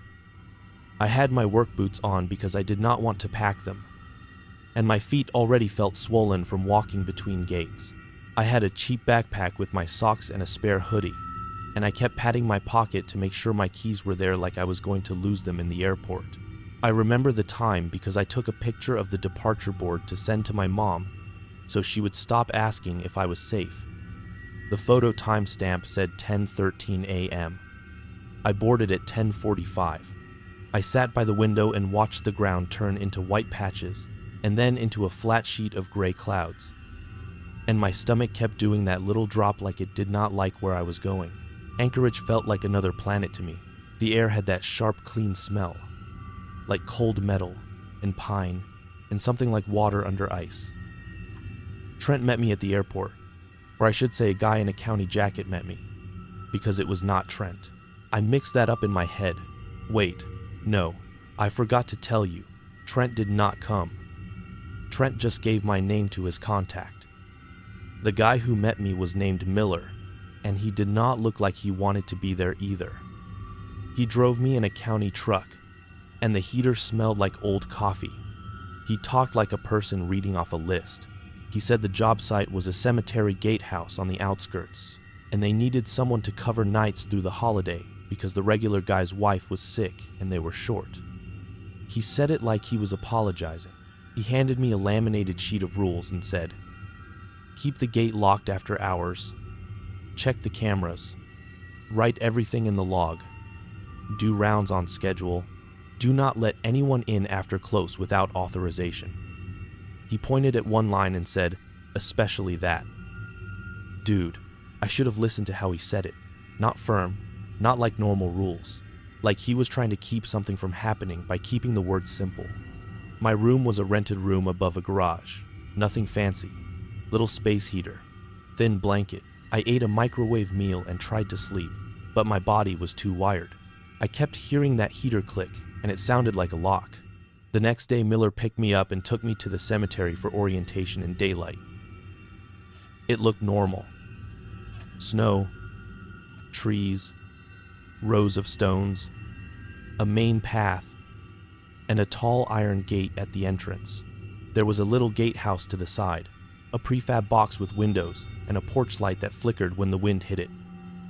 He showed me how the key sticks if it is too cold. He showed me a small chapel building inside, just a squat structure with a roof loaded with snow. He pointed at the back section and said that area is older. Cameras cover it, but not perfect. He gave me a radio and told me the channel. Then he said one more thing, almost like an afterthought. He said, "If you hear bells, ignore it." I laughed because I thought he was joking. He just looked at me for a second, then looked away and said, "You will see." The gatehouse was a little prefab box on the side of the road with a window facing the gate and another window facing inward toward the cemetery. There was a space heater, a small desk, a computer monitor with 4 camera feeds, and a radio that sat on a charger. There was a coat hook with an extra county jacket. Past it was a narrow road that curled between snow-buried headstones. In daylight, it felt quiet and respectful. At night, it felt like a place that was holding its breath. My first shift was the 21st, night shift. I punched in at 4:58 p.m., 2 minutes early because that is what I do, and I wrote my name on the sign-in sheet in big block letters. The county guy before me, a short older man named Pete, showed me the cameras and the rounds. He kept rubbing his hands together like he could not get warm. He told me the cameras were finicky when the weather got too cold. And he told me the radio sometimes picked up chatter from other channels, like fishermen, airport crews, whatever. He said, "Do not freak out if you hear voices." Then he paused, looked at the logbook, and said, "But if you hear bells, do not answer." I said, "Answer what?" He just shook his head and told me the schedule. First round at 6, then 9, then midnight, then 3. He said, "Do not skip." He said, "If something seems wrong, write it down." He said, "And this is important, do not open the gate after hours." I asked him if people tried to sneak in. He looked at me like I asked a dumb question and said, "People, sure." Then he left. I did my first round at 6 p.m. on the dot. I stepped out, and the cold hit my face like a slap. My breath came out thick and white. The snow under my boots squeaked. That dry squeak snow makes when it is really cold. I walked the inside road. Flashlight moving over headstones. Names I did not read because it felt rude. And the trees creaked a little, like old wood settling. The whole cemetery looked gray-blue under my flashlight. And my own shadow stretched weird, because the flashlight beam angled down. I came back and stamped my feet at the door and wrote in the logbook, 6:18 p.m., round complete, all secure. I sat down and watched the cameras, and the heater hummed and clicked. The lights inside the gatehouse had that faint buzz. I ate jerky from my bag. I texted my sister a picture of the gatehouse window with the snow outside and wrote, "Easy job." She replied with a laughing emoji and said, "Do not freeze." At 8:42 p.m., I heard the first bell. It was not loud. It was not like a church bell in a movie. It was one clear tone, like someone struck metal and it rang for a second. It came from outside, somewhere back inside the grounds, not from the road. I froze with a piece of jerky in my hand. I thought I imagined it. Then, about 10 seconds later, another tone, same pitch. I looked at the monitor, at all 4 camera feeds. Nothing moved.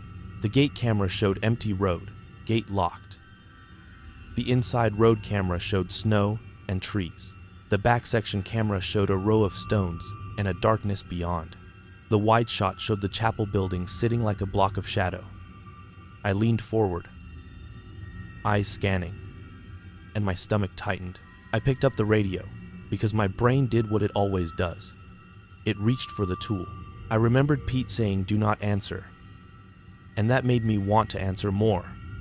Because why would you say that if it was nothing? I set the radio back down. I wrote in the logbook anyway because that felt safe. 8:43 p.m. Faint bell sound heard from inside grounds. No visual on cameras. When I did my 9 p.m. round, I walked slow. I kept my flashlight beam wide and low, and every little shadow between stones looked like a person crouched. Nothing happened. No footprints. No movement. I came back and wrote, 9:22 p.m. Round complete. No issues. Midnight came and went. At 12:11 a.m., I heard the bell again, once, and then my radio made a little crackle noise like someone keyed up the mic. It crackled again, and I heard a faint sound under the static, like breathing or cloth moving. I sat so still my back hurt. I whispered, "No," to nobody. The radio crackled again, then stopped. I wrote in the logbook with my hand shaking, 12 a.m. Radio interference, possible open mic, no voice. At 3 a.m., I did my last round. The snow felt thicker, the sky felt lower. The chapel building looked wrong, like it was farther away than it should be. I told myself that was my eyes playing tricks. I came back, locked up, punched out at 5:01 a.m., and drove to my room with the heater blasting and my shoulders hunched.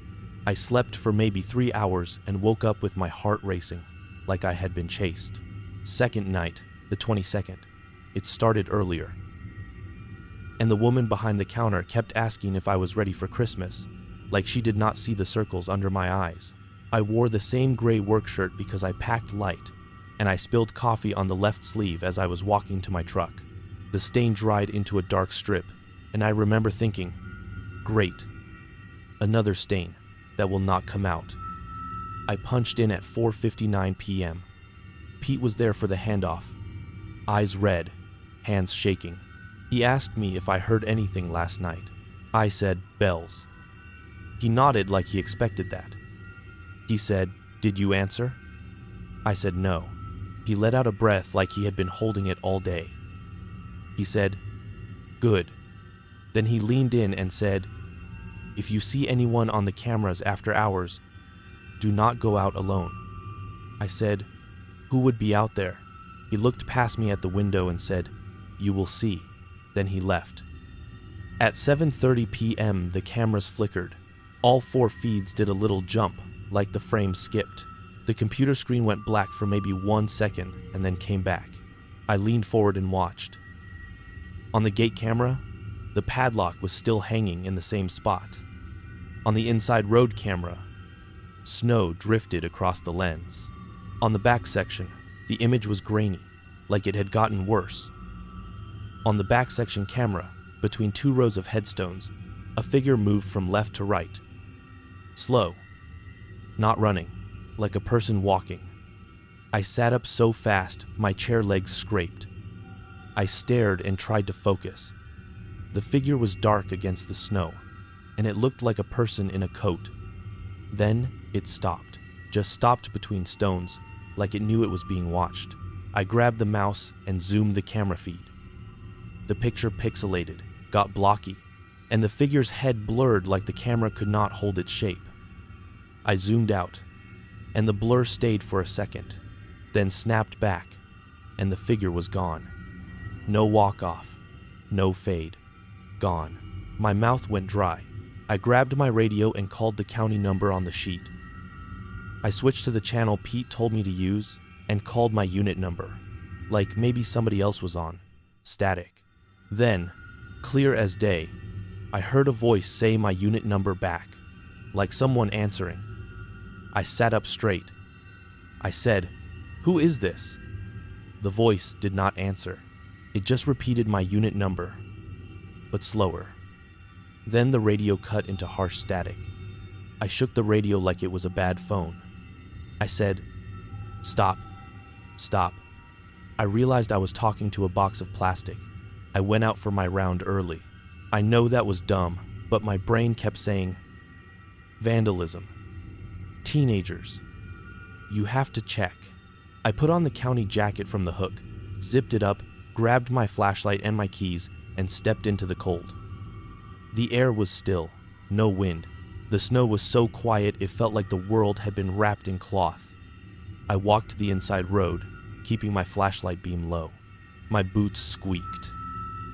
I hated that squeak. It felt too loud. I kept glancing back toward the gatehouse windows because I felt like someone was watching me from inside my own little box. I reached the area where the back section camera pointed. I shined my light between the stones. Nothing. Then I heard the bell. One clear tone. It sounded closer than the first night. It sounded like it was behind me, maybe 20 yards. I turned so fast my boot slipped a little. My flashlight beam swung over snow and stones, nothing else. Then another tone. Same pitch, but this time it felt like it came from my left, like it moved. My skin crawled. I said, out loud, "I am just doing my job." I do not know why I said that, like the air needed to know. Then I heard something else. A soft dragging sound, like someone sliding a shoe over hard floor. But there is no hard floor. There is snow. I could not place it. I took a step back. My flashlight beam caught the edge of a headstone, and for a half second, behind it, I saw a shape, like the top of a head, like someone crouched low. I swung the light fully on it, and there was nothing. Nothing at all. No prints. No disturbed snow. I stood there with my breath loud in my ears. I did not finish the round. I went back to the gatehouse, and I kept my eyes on the darkness the whole way, like it could move if I looked away. Back inside, my hands shook so bad I could not write straight. I watched the camera feeds and tried to see that figure again. Nothing. No movement, just snow. I told myself it was a glitch. I told myself it was a person who jumped the fence and left before I got there. Except there were no prints. Except the radio answered me. Except the bell sounded like it moved around behind me. I stayed in that chair and I watched the screens until my eyes burned. The lights hummed in that slow pulse, like the electricity was breathing. At 2:03 a.m., the wide-shot camera showed the chapel building, and the door to the chapel, which I could see as a dark rectangle, looked like it was open. It had been closed. I knew it had been closed because I looked at it on my midnight round. I zoomed. The image got blocky. The door shape blurred at the edges like the camera could not decide what it was. I stared, and my throat tightened. Then, in the corner of the frame, near the chapel steps, a small shape moved, like a child height. It moved from behind a tree into the open, and it lifted an arm, like it was waving or pointing. I felt my stomach drop. I did not move. I did not breathe. Then the radio crackled and the same voice said, "Open it." I sat there until morning, and when Pete came for handoff, he saw my face and he did not ask questions. He just opened the logbook, read my entries, and his mouth tightened. He said, "You are working Christmas Eve too." I said, "I thought that was optional." He said, "No." He said, "You are." Then he looked at me and said, "You did not open anything, right?" I said no. He nodded like he was trying to believe me. Third night, Christmas Eve, I almost called in. I woke up with my hands sore, like I had been gripping something all night, and my throat hurt like I had been talking in my sleep. I looked at my phone and I had a voicemail from an unknown number. No transcription. I played it and it was just static and a faint bell, one note, then nothing. I deleted it. Then I went to the bathroom, and I noticed my gray work shirt, the one with the diesel stain and the fresh coffee stain, had a thin streak of something dark on the collar, like a handprint smudge. I sniffed it. It smelled like cold metal. That made no sense because it was hanging in my room. I almost threw it away right then. I did not. I put it on anyway, because I do not know, because my brain was trying to keep life normal, because I was raised to show up for work and not complain. I punched in at 4:57 p.m. because I wanted the shift over sooner. Pete was not there. There was nobody. The gatehouse door was unlocked, which it should not have been. I checked the logbook, and the last entry was from my previous night, my own handwriting, and under it, in a different pen, there was a line that said, "Do not open." No name, no time, just "do not open." I stared at it. I felt my throat tighten. I checked the cameras. All normal. Gate locked. No movement. I grabbed the county number and called Miller. It rang. Then went to voicemail. I did not leave a message. I did not want to say it out loud. I locked the gatehouse door from the inside, sat down, and stared at the monitor until my eyes watered. Christmas Eve was busy for a cemetery. I did not know that until that night. Around 5:30, a car came in. An older couple, and they were quiet and polite. They left at 6:10. Around 6:45, another car. A woman with 2 kids. They carried a little wreath and left it by a stone. I watched them on camera and then did my round after they left. Normal. Then, car. Sad, but normal. Around 8, the snow started coming down thicker, and the visibility dropped. The gatehouse window looked like it was behind a curtain. The camera feed started to get grainy, like the snow was interfering. I kept wiping the window with my sleeve, like that would help. At 8:38 p.m., I heard bells again, but not just one tone. It was 2 tones, spaced like someone counting. Ding. Pause. Ding. It came from deep inside, near the chapel, I think. Then the radio crackled, and I did not touch it. I did not, I swear. And a voice that sounded like it was right next to my ear said, "We are cold." I jerked so hard my knee hit the underside of the desk. I whispered, "Who is this?" The radio clicked like someone let go of the button. Then, in the silence, I heard knocking. Not on the gate this time, on the chapel door. Then it opened, just a crack. And the darkness inside looked thicker than the darkness outside, like it was a different kind. I stared and my chest hurt. At 9:27 p.m., the back section camera showed movement again. This time it was not one figure. It was a group. 4 or 5 shapes moving in a line between the stones. They moved slow, like a family walking. One adult shape, then another, then smaller shapes, like kids. I leaned forward until my nose almost touched the screen. The image was grainy. Their faces were not clear, and when I tried to zoom, the picture got worse. It was like the camera could not hold focus on them. I zoomed out, and the blur stayed. The adult shape at the front of the line stopped and turned, like it was looking up toward the camera. I could not see a face. I could feel it looking anyway. My skin went cold in a way the heater could not fix. I wrote in the logbook because I could not write 9:28 p.m. Back camera shows multiple persons inside grounds. Faces blur on zoom. Radio voice said, "We are cold." I underlined it. I remember underlining it twice. Then I stood up and I locked the gatehouse door from the inside, even though it already locks. I checked it with my hand. Locked. Then I sat down and watched the gate camera. I kept expecting to see them appear, like stepping out of the dark into the headlights that were not there. The gate camera showed empty road, empty snow. The padlock hung heavy and still. At 9:41 p.m., the radio crackled again and the voice said, "Open it." The same calm voice from the second night. "Open it." I did not answer. I did not touch the radio. I stared at the padlock on the camera feed like my staring could keep it shut. Then the bell sounded, one clear tone, and this time it was so close it felt like it was inside the gatehouse with me. The heater clicked off at the exact same time, and the hum of the light seemed to dip, like the electricity noticed the bell too.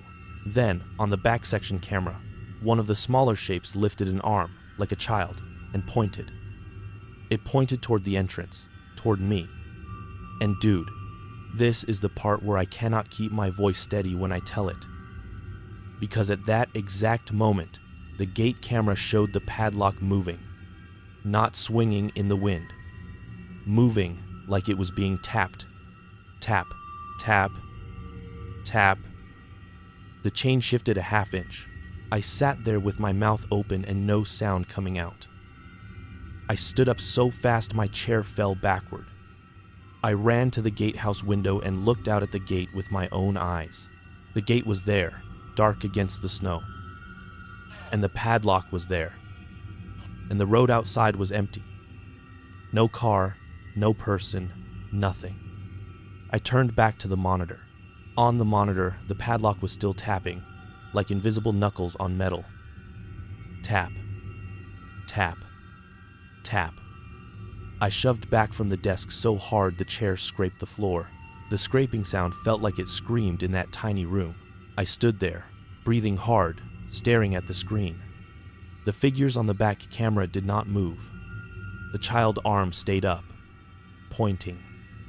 Then, from outside, I heard knocking.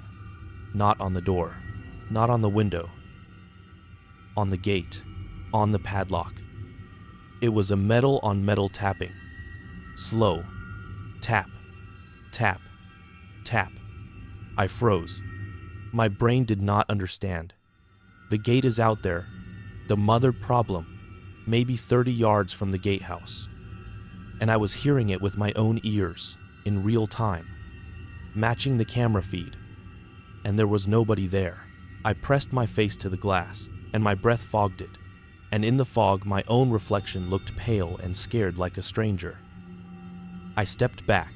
The bell tone sounded again, right behind me. And I spun around and there was nothing. But the radio crackled and the voice said, "Please, just please." I sat down hard in the chair that was not there because it had fallen, and I landed on the floor, and I just sat there like a kid, staring at the door. Footsteps on linoleum, outside the gatehouse. Not in snow, not crunching, not squeaking like my boots. Flat, soft steps, like someone walking in socks on a floor. But there is no floor out there. There is snow and gravel. I stood frozen with my hands still half covering my ears, and the footsteps came closer to the door. I watched the door handle. Then, very softly, like a polite knock, I heard a tap on the door. One tap, then two, like a person waiting. I did not move. I could not. I stared at the handle and thought, if it turns, I will faint. The footsteps moved away. The tapping on the padlock continued, now faster, like it was impatient. Tap, tap, tap. Then the chain rattled. I looked at the gate camera, and the padlock was not in the same position anymore. It was angled, like someone's hand had twisted it. I said, "No, no, no," out loud, and my voice sounded small. The bell tone sounded again, and the lights in the gatehouse flickered once, just a blink, and when they came back, the back section camera feed was closer, like it had zoomed on its own. The family shapes filled the screen. Their heads were blurred. The blur was thicker now, like fog over a face, but their bodies were clear. Coats, arms, the little one's hand still pointing, and in the blur, I could see movement, like mouths moving, like they were talking. I could not hear them through the camera. I could only see the blur shifting. Then the radio crackled and the voice said, He opened it on Christmas. He opened it on Christmas. I said, I did not. I did not. My own voice sounded like someone else's. I looked at the computer clock. It said 9:58 p.m. I looked at my phone. It said 10:04 p.m. I looked at the wall clock. It said 9:59 p.m. Time got weird. I kept looking between them like I could catch which one was lying. I stood up, shaking, and I grabbed the logbook like it was an anchor. I flipped it open, and there, on the next line under Do Not Open, there was an entry already written in neat handwriting that was not mine but looked like it wanted to be mine. It said, 12/25 opened gate, signed CR. Those are my initials. Those are my initials. I stared so hard my eyes hurt. I looked at my hand, at the pen chained to the book. The pen was on the table. The chain rattled gently like it had just been set down. I slammed the logbook shut. I started repeating, I did not. I did not. I did not. My voice sounded thin in that room. The bells started again. And this time the sound was in a pattern that matched the clicks on the radio. 3, pause, 2, pause, 3, and I realized with a sick clarity that they were telling time. Like a code, like they were counting something down. The light hum pulsed with it. The heater clicked in between. My body felt like it was full of static. Then the door handle moved. Not a hard yank, a slow turn, like someone had all the time in the world. It turned down and stopped. Then it turned again. The lock held. The tapping on the door became 3 soft taps. Tap, tap, tap. And a child voice, not through the radio, but right there, said, Mister, can we come in? My knees almost gave out. I grabbed my keys and my flashlight and my radio, and then I remembered the radio, and I dropped it like it burned me. I backed up until my shoulders hit the back wall of the gatehouse. I looked at the window, and my own reflection stared back. And behind my reflection, outside the glass, the darkness looked thicker, like it pressed toward me. The bell tone sounded once, and then the tapping on the padlock stopped. Silence flooded in so hard it felt like pressure. Then, from the gate camera feed, the padlock fell. Just fell. It did not swing. It dropped straight down like it had been unhooked. The chain loosened. I screamed, not a movie scream, just a raw sound that came out of my throat. And I covered my mouth with my hand, like I could shove it back in. I started shouting into the phone. The computer monitor flickered. All the camera feeds went static for half a second. When they came back, the gate was open. Not wide, just enough. And on the back section camera, the family line started moving, slow, steady, toward the entrance. I do not remember leaving. That is the part that scares me the most, because I remember being in the gatehouse at 10:10 p.m. by my phone, and the next memory I have is standing outside by the gate, my hands on the chain, the padlock open in my palm. The gate swung slightly in the wind. Snow blew through the opening. The road outside was empty. My truck sat there with a thin layer of snow on the hood. And my hands, my bare hands, were cold and red because my gloves were in my pocket. I looked down at the padlock and I knew it was the right one because it had a scratch on the side from when Pete dropped it earlier in the week. And I was holding it like I had just unlocked it. I started shaking so hard, my teeth clicked.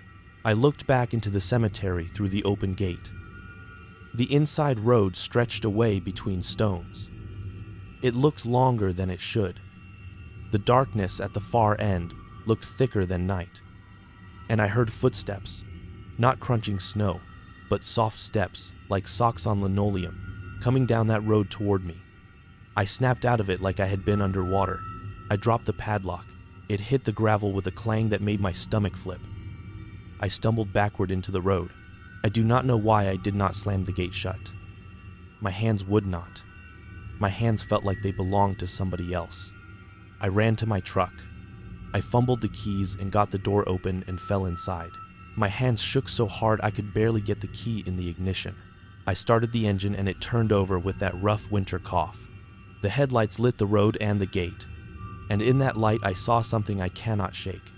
In the snow between the gate and the cemetery road, there were footprints. Not mine, not boot prints, bare footprints, small and large mixed together like adults and kids, and they were coming from inside the cemetery toward the gate. My tires spun for a second, then caught, and I jerked forward. In the rearview mirror, for a brief second, I saw shapes at the gate, tall and small, standing in the opening, and the headlights washed them out, and when I tried to focus, there was nothing. But the bell tone rang in my ears like it was inside my skull. I drove back toward town with the heater blasting and my heart banging. The road was slick and my tires slipped once, and I whispered, "Steady, steady," like talking to a horse.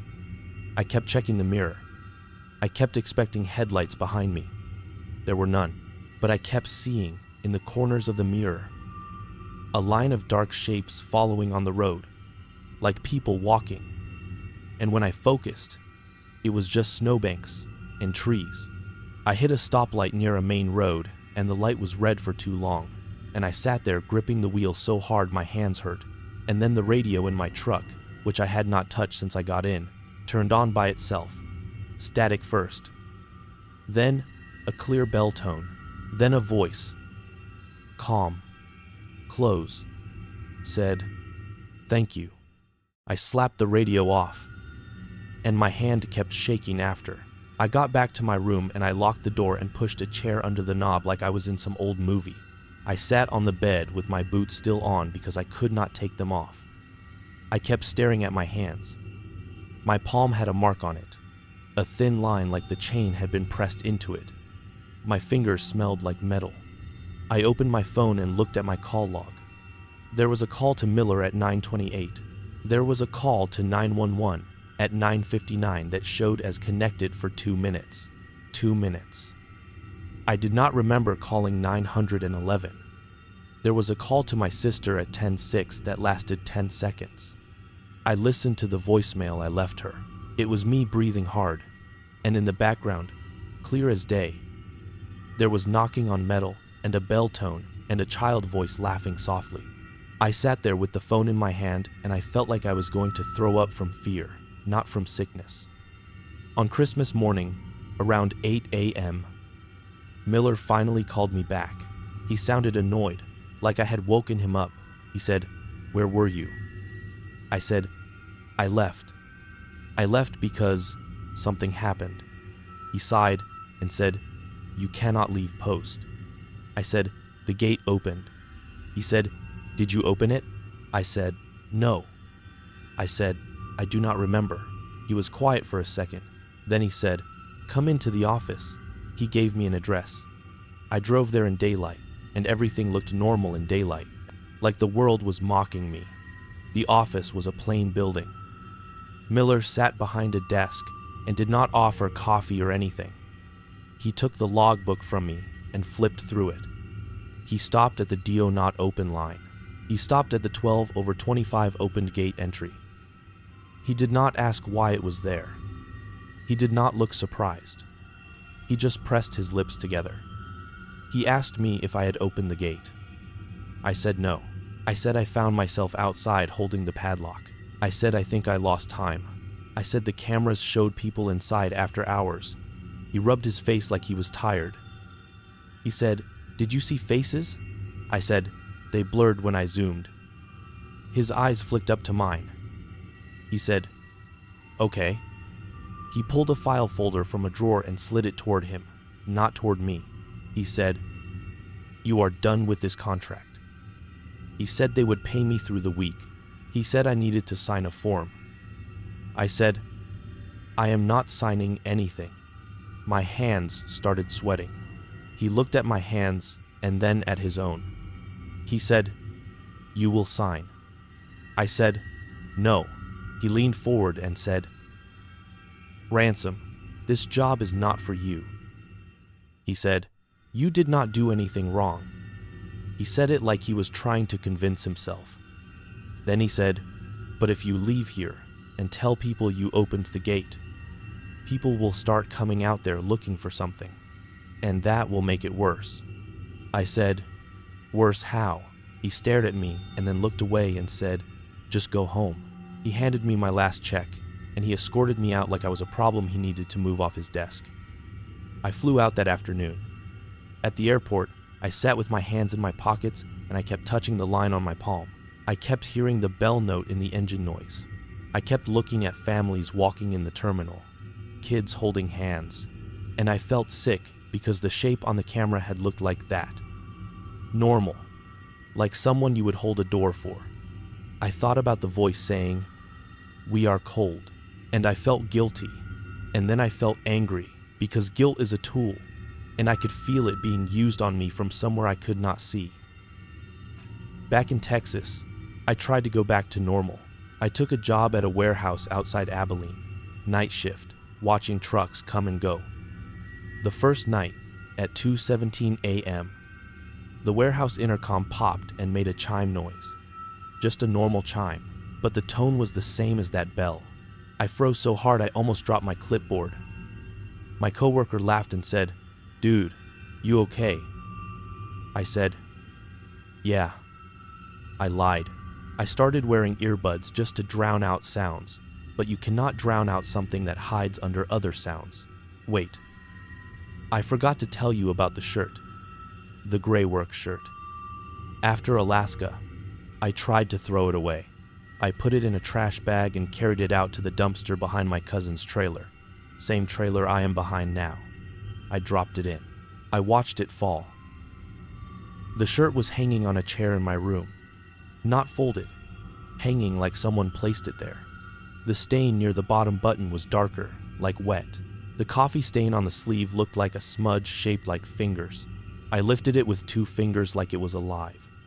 I checked the trash bag. The trash bag was still by the dumpster. Empty.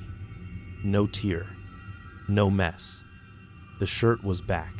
I threw it in my truck and drove it to a donation bin and shoved it in. 2 days later, it was back in my closet, hung on a hanger I do not own. You might be thinking, okay, you are stressed. You are having some kind of breakdown. I have thought that. I went to a doctor. I told him I could not sleep. I had anxiety. I heard sounds. I did not tell him about the cemetery because I did not want to get locked up. He gave me pills. They made my mouth dry and my thoughts slow. But they did not stop the bells. The bells are not always loud. Sometimes it is just one note in the middle of another sound.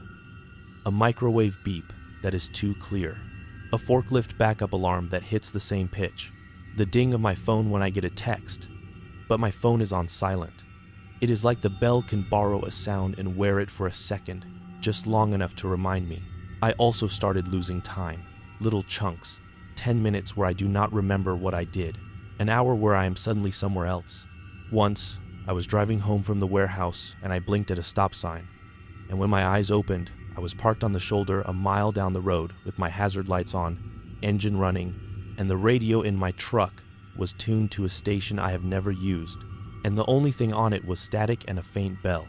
I turned it off and my hand was already on the door handle like I was about to get out.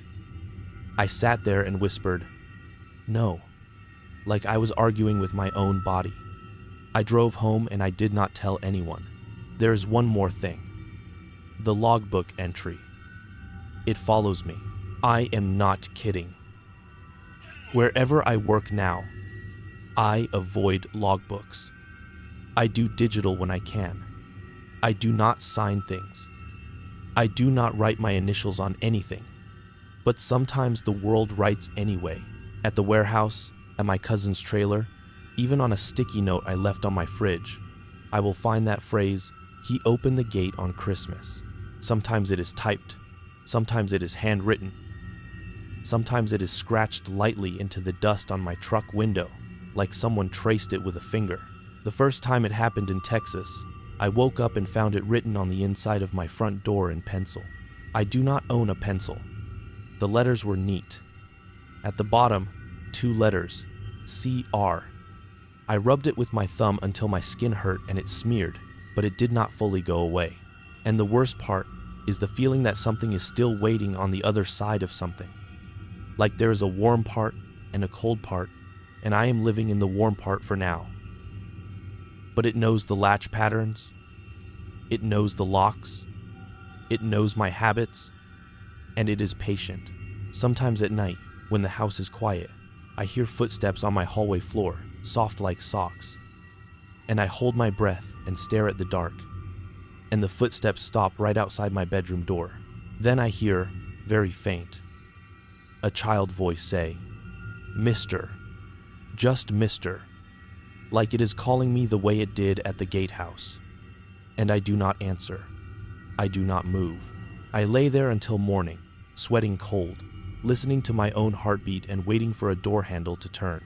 I have tried to tell myself it is all in my head, but there are things outside my head, like the mark on my palm that never fully fades, a thin chain line that stays even when I scrub it, like the coffee stain that appears wet sometimes on that gray shirt even in a closed tote, like the security camera footage at the warehouse that one night showed a group of shapes walking in the far corner of the yard.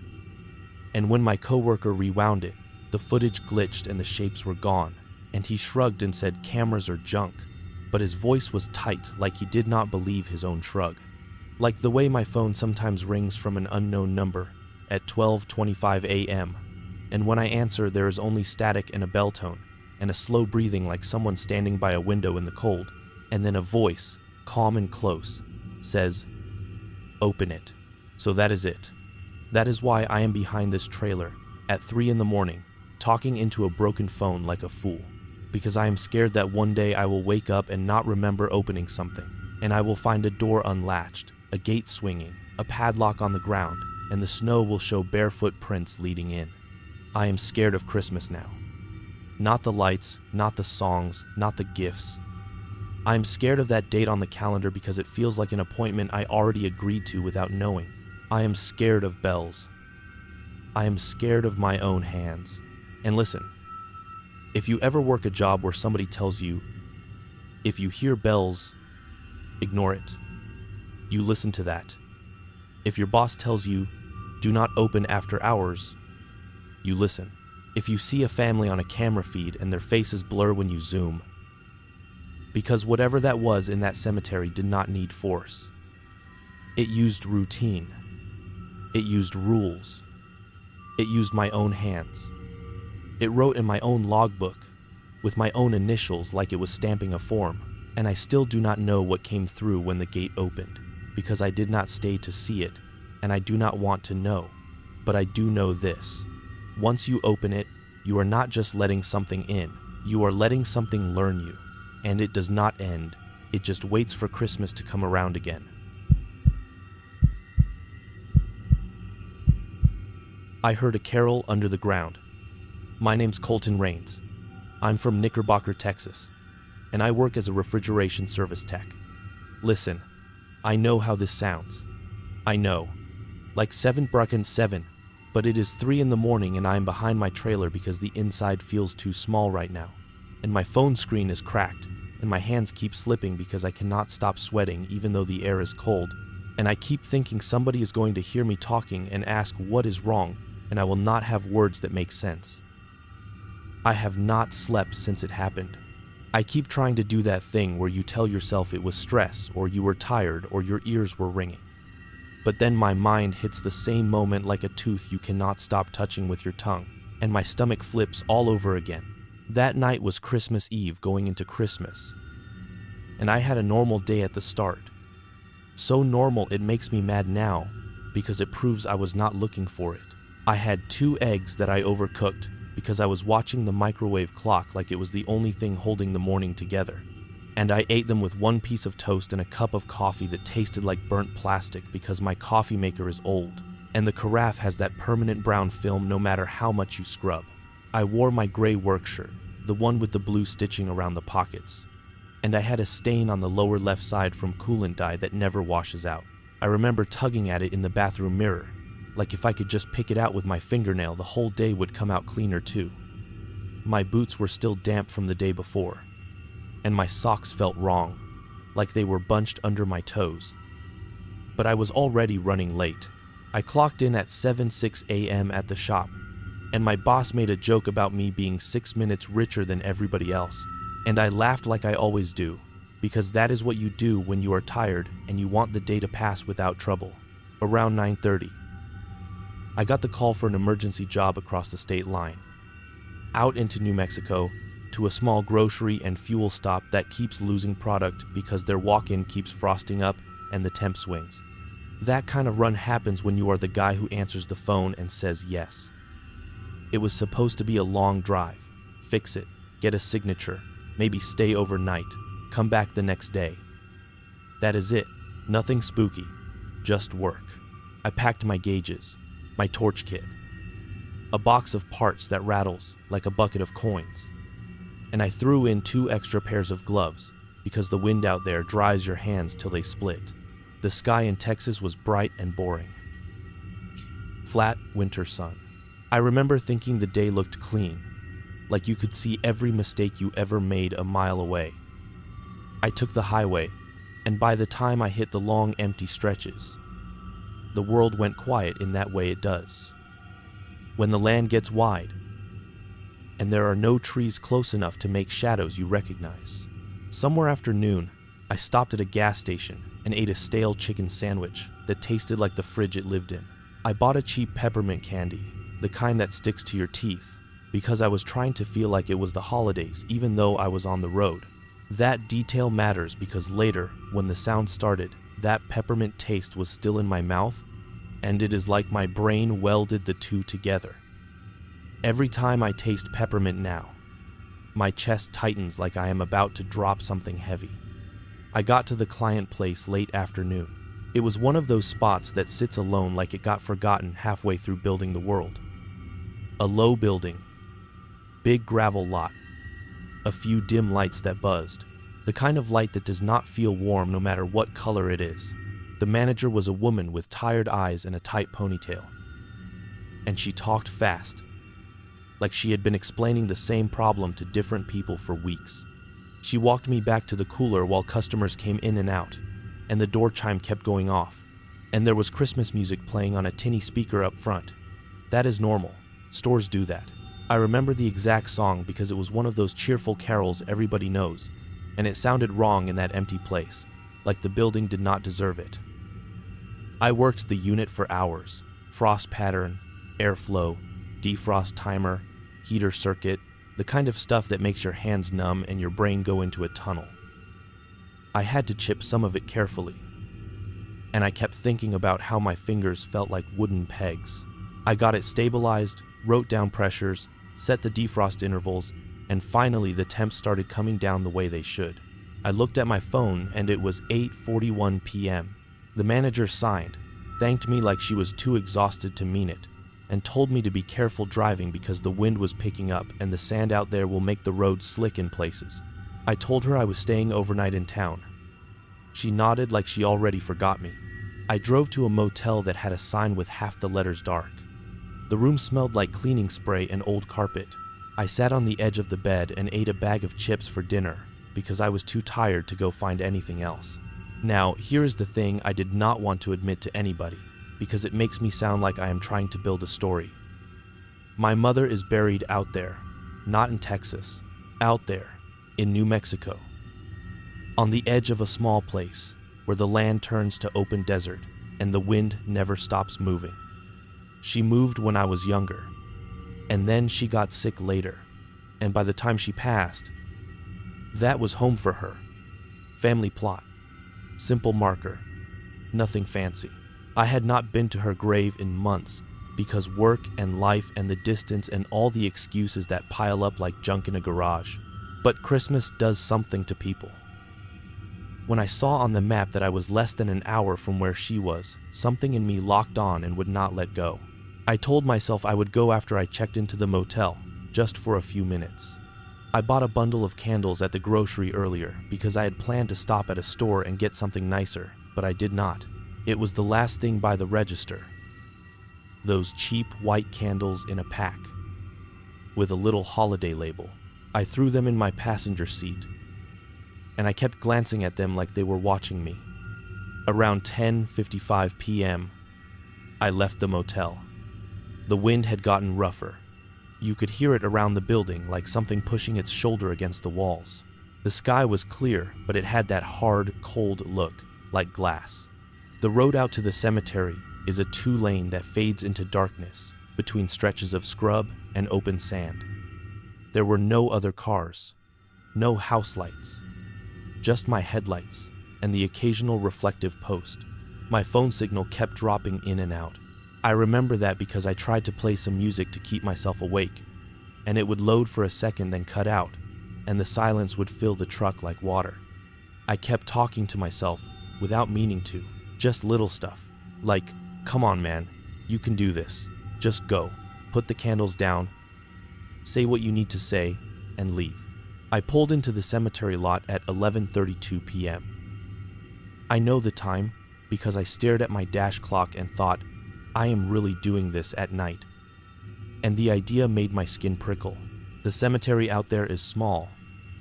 No big gates, just a low fence in places, some posts, a gravel entrance. And the ground is uneven because the desert never lets things stay neat.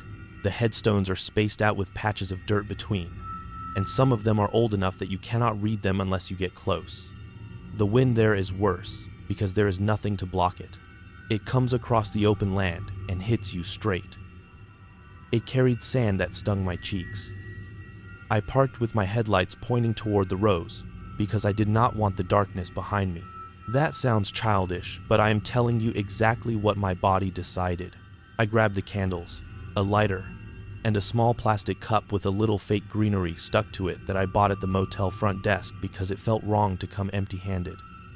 I checked the lock twice. That is another thing my hands did without asking. The air smelled like dust and cold stone. No moisture, just dryness that makes your nose feel raw. I walked between the stones, following the path I remembered. My boots made that crunch sound on gravel, and then a softer sound when I stepped on dirt. My flashlight beam bounced because my hand was shaking from the cold and from the fact I was alone, and I kept thinking about coyotes even though I never saw any. When I found her marker, I felt that familiar punch in the chest, that mix of love and regret and embarrassment that you only feel when you stand over the place where somebody you knew is not anymore. Her stone is simple. Name, dates, a small carved line that looks like a branch. That is what I said. I remember because it felt stupid and honest at the same time. I took one candle out, stuck it into the dirt near the base, and lit it. The flame fought the wind but held. The light was small, and it made the stone look warmer than it should have. I reached for the second candle, and that is when I heard it. At first I thought it was in my head, like when your ears ring after a long day in machinery rooms. But it was not a ring. It was a tune, a humming, faint, not coming from any direction I could point at. Not from the road, not from my truck, not from my phone. It was like it was under the ground, like the dirt itself was vibrating. I froze with the second candle in my hand. The humming was a Christmas carol, one of those simple ones you could hum without thinking. It was soft, almost delicate, like somebody trying not to wake a baby. I stared at the ground by my mother's stone, like I expected it to move. I did not want to move. I swear to God my whole body locked. The wind kept blowing, but the humming did not ride on the wind. It did not get louder when the gust hit, or quieter when it paused. It stayed steady, like a recording, like a speaker buried somewhere. My first thought was that the cemetery had some kind of system, like those little memorial speaker things people put by graves. But I had never seen one there. I have been there in daylight. There was nothing, no wires. I stood up and turned in a slow circle with my flashlight, scanning the nearby stones, the fence line, the open dark beyond. Nothing moved. No car headlights. No people. No animals. Just the scrub shifting in the wind and my own breath loud inside my ears. The humming continued. It was not coming from above the ground.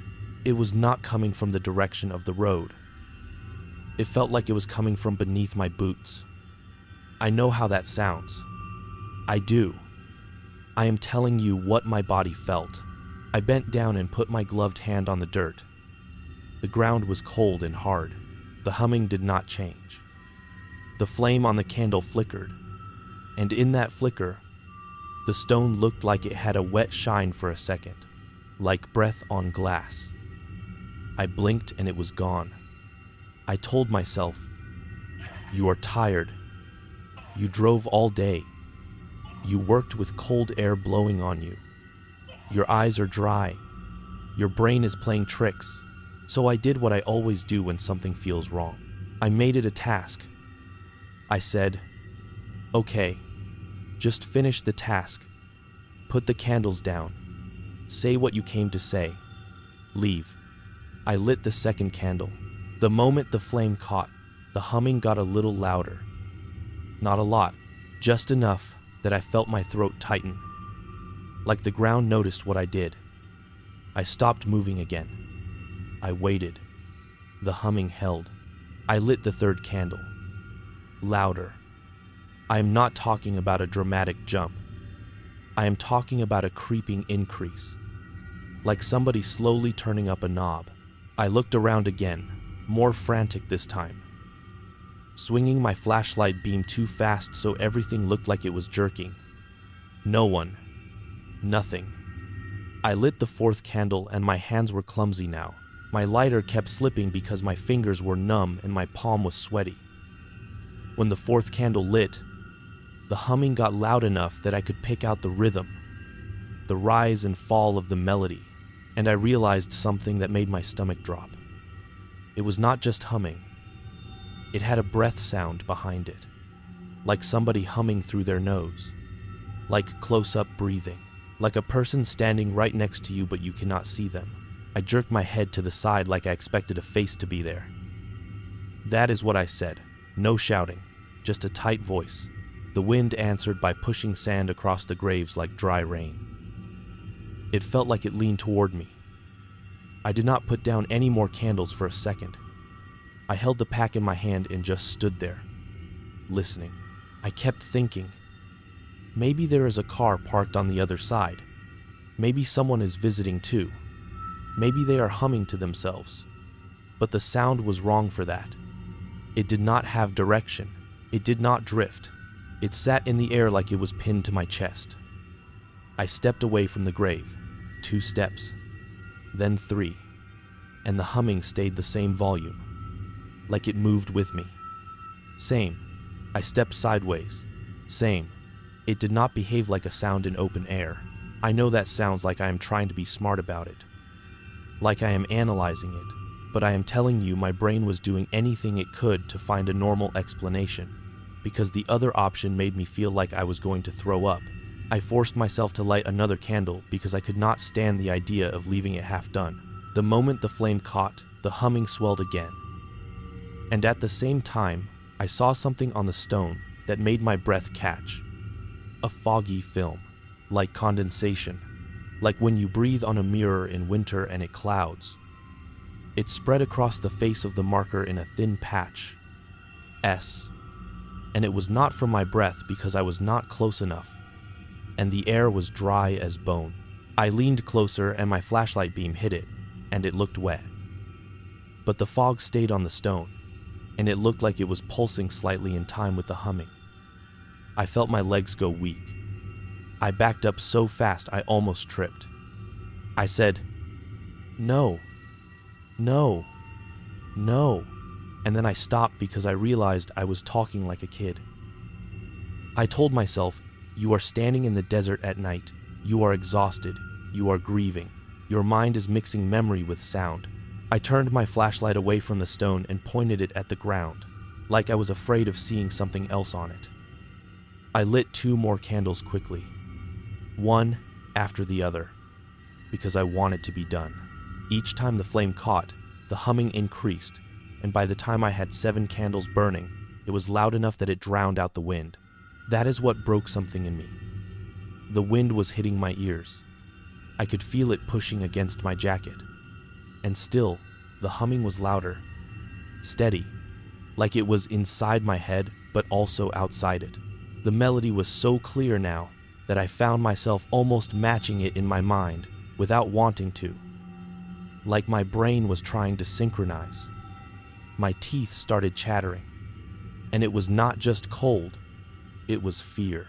I stood there with my mouth open like I wanted to yell, but no sound came out because I did not want to make it worse.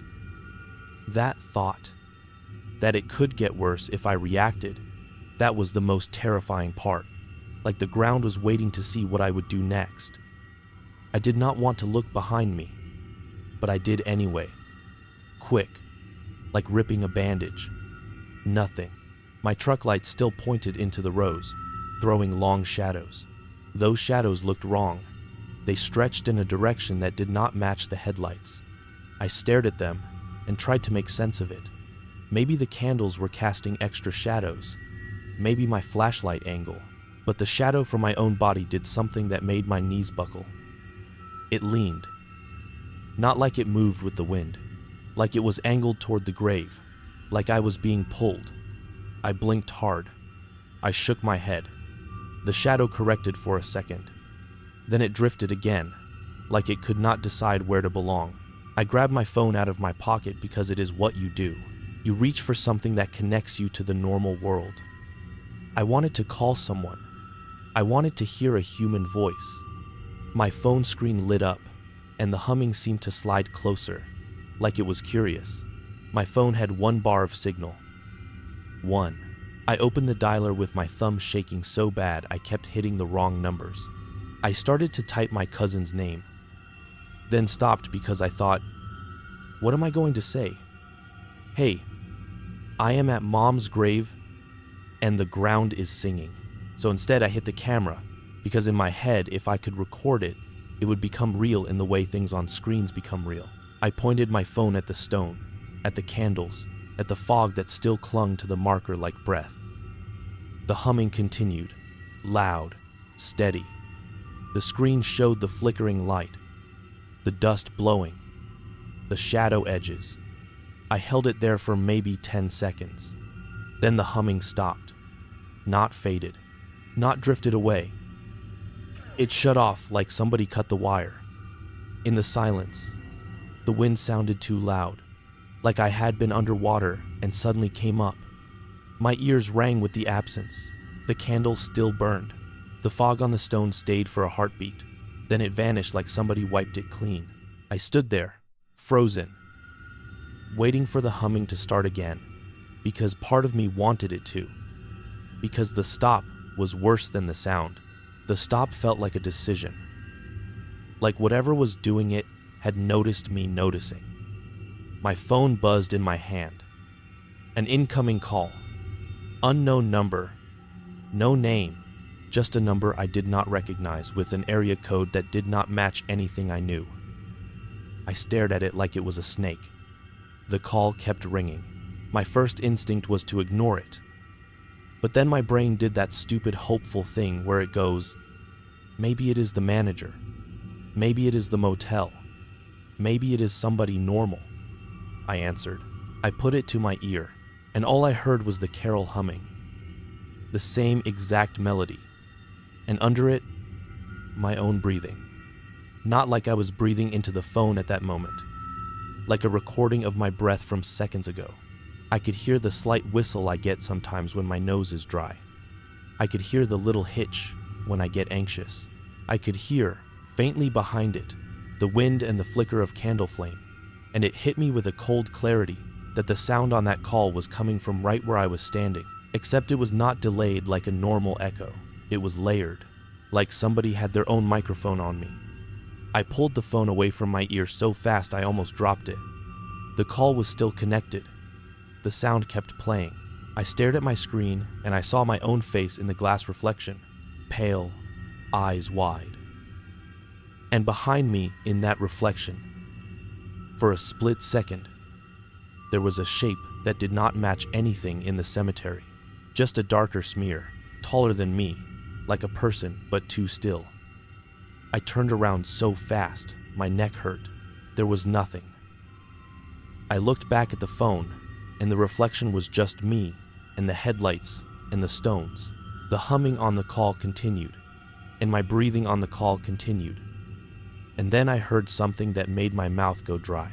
A soft click, like a tongue against teeth, and then a whisper, so low I could barely catch it. But I swear to God it sounded like someone trying to mimic my voice saying, "Stay." It was not clear. It was not dramatic.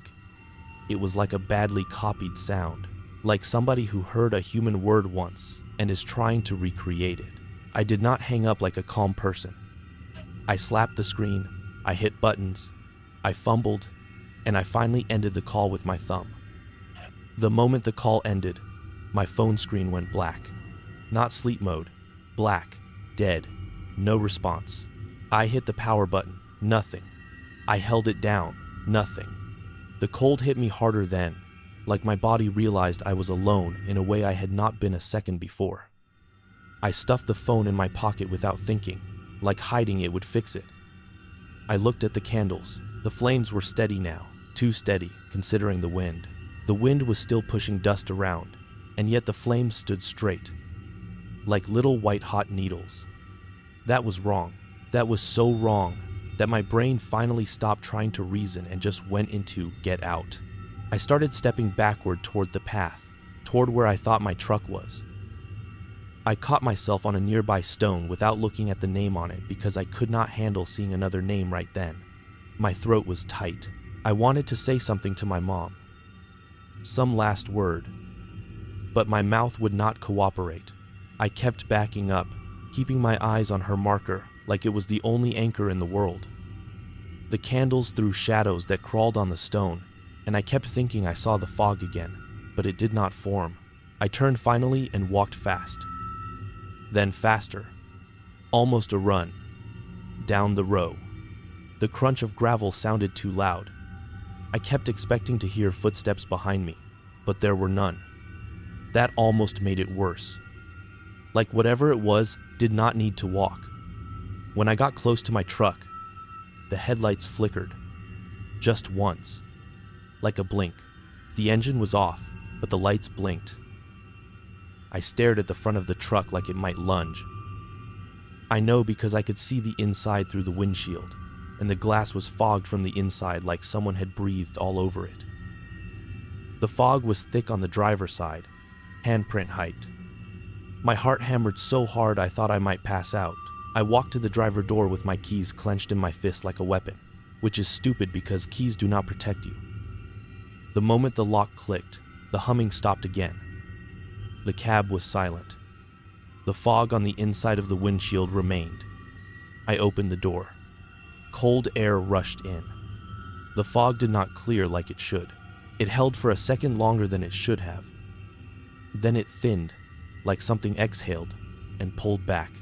I climbed in so fast I banged my knee on the steering column. The pain barely registered. I slammed the door. I put the key in the ignition and turned it. The engine cranked slow like it did not want to. My stomach dropped because if it did not start, I do not know what I would have done. It caught on the second try. The moment it started, the radio turned on by itself. I had not touched it. It came onto a station playing a Christmas carol, the same melody, full song now, not humming, clean, bright, like a choir. It was so normal sounding that it made me start shaking harder. I reached for the knob and turned it off. It went down a little, then stopped at a low level, and would not go lower. The music continued like it had its own decision. I ripped the faceplate off as far as my model would allow, and I yanked at the fuse panel under the dash with my fingers trembling, trying to remember which fuse is for the radio, because I have done it before when something shorted, and my brain could not grab the memory. While I was fumbling, I looked up and saw the cemetery through the windshield, and I saw my mother's row, and I saw something I did not want to see, a line in the dirt, like a dragged path, coming from her grave toward my truck, perfectly straight, like someone pulled a rope under the sand. It was fresh. It glinted slightly in my headlights. not wet, like something traveled under the surface. I made a sound then, a small choked noise, and the music on the radio stopped at the exact same time, like it had been listening for me to react. The silence after that was heavy. My hands were on the steering wheel so tight my knuckles hurt. I put the truck in drive and I left. Gravel sprayed. The tires slid a little. I did not care. I drove out of that lot like I was running from a fire, and the whole time I kept checking my mirrors, expecting to see headlights follow, or a figure, or anything. Nothing. Just dark road and dust. I drove back to the motel with both hands locked at 10 and 2, like my grandfather used to do. And I kept my speed just under what would get me pulled over, because the idea of a cop making me stop out there made my skin crawl. My phone stayed dead in my pocket the whole drive. I kept pressing it like it might wake up. It did not. When I got to the motel, the front office lights were off, but the sign said they were open. I parked under one of the buzzing lights, and I sat in the cab with the engine idling, listening to it tick, trying to decide if I could go inside. My jaw hurt from clenching. I finally forced myself out. The cold air felt like needles. I walked to my room fast, keys between my fingers. I unlocked the door and flicked on the lights. The room looked the same as when I left, but the air felt different, like it had been holding its breath. I went straight to the bathroom and tried to wash my face. The water smelled like minerals. My hands shook so bad I splashed my shirt, and when I looked down, the coolant stain on my shirt looked darker, like it had spread. I stared at it too long, and my brain did that backtrack thing. Like, no, wait, that was not the first wrong detail. It started earlier. It started when I lit the first candle, and the ground answered. I do not know. That is part of what is eating me. I could not sleep. I sat on the bed with my boots still on, watching the door. I plugged my phone into the charger. Nothing. No charging symbol. Like it was a dead piece of plastic. I tried a different outlet. Nothing. I tried my work tablet because I had a USB cable. That scared me more than it should have, because phones die all the time, but this felt like it was refusing to be alive. Around 2:10 a.m., I heard a sound outside my door, a soft scuff like someone dragging their shoe on the walkway. The sound stopped. Then I heard a faint humming, just for a second, like someone passing by. I did not move. I did not look out the curtain. I sat there and listened until my ears ached. No more sound. Sometime near dawn, or what should have been dawn, because the sky took forever to lighten. I must have blacked out sitting up. I woke with my neck stiff and my mouth dry. My phone was on the floor by the bed, even though I do not remember dropping it. The screen was on. It was open to the camera. There was a video saved. I did not press play right away. I stared at it for a long time like it was a live animal. My finger hovered. Then I pressed it. The video showed my mother's grave, the candles, the dust blowing. The audio on the video was mostly wind at first. Then you hear my breathing, and then you hear the humming. It is there, clear enough that it made my skin rise. The humming grows louder with each candle, just like I remember. And then, right before the sound cuts off, the camera dips slightly, like my hand flinched. And for one frame, one single frame, the stone looks like it has a wet fog over it, and there is a shadow on the ground next to the marker that does not line up with the candles or the headlights. It is too tall and too close. Then the audio cuts out, like somebody muted it. The video keeps going for another few seconds with no sound at all, just silent flickering candlelight, and then it ends abruptly, like the recording was stopped without my hand touching the screen. I sat there in that motel room with my heart pounding and my hands numb. I checked my call history. There was an incoming call from unknown. No voicemail. No saved number. Just a blank entry with the time stamped 11:47 p.m. I know because I stared at it until the numbers burned into my mind. I tried to call it back. My phone dialed, then immediately went to a dead tone, like the number did not exist. I tried again. Same. I drove out of New Mexico that morning, like the road was trying to swallow me. I did not go back to the cemetery in daylight.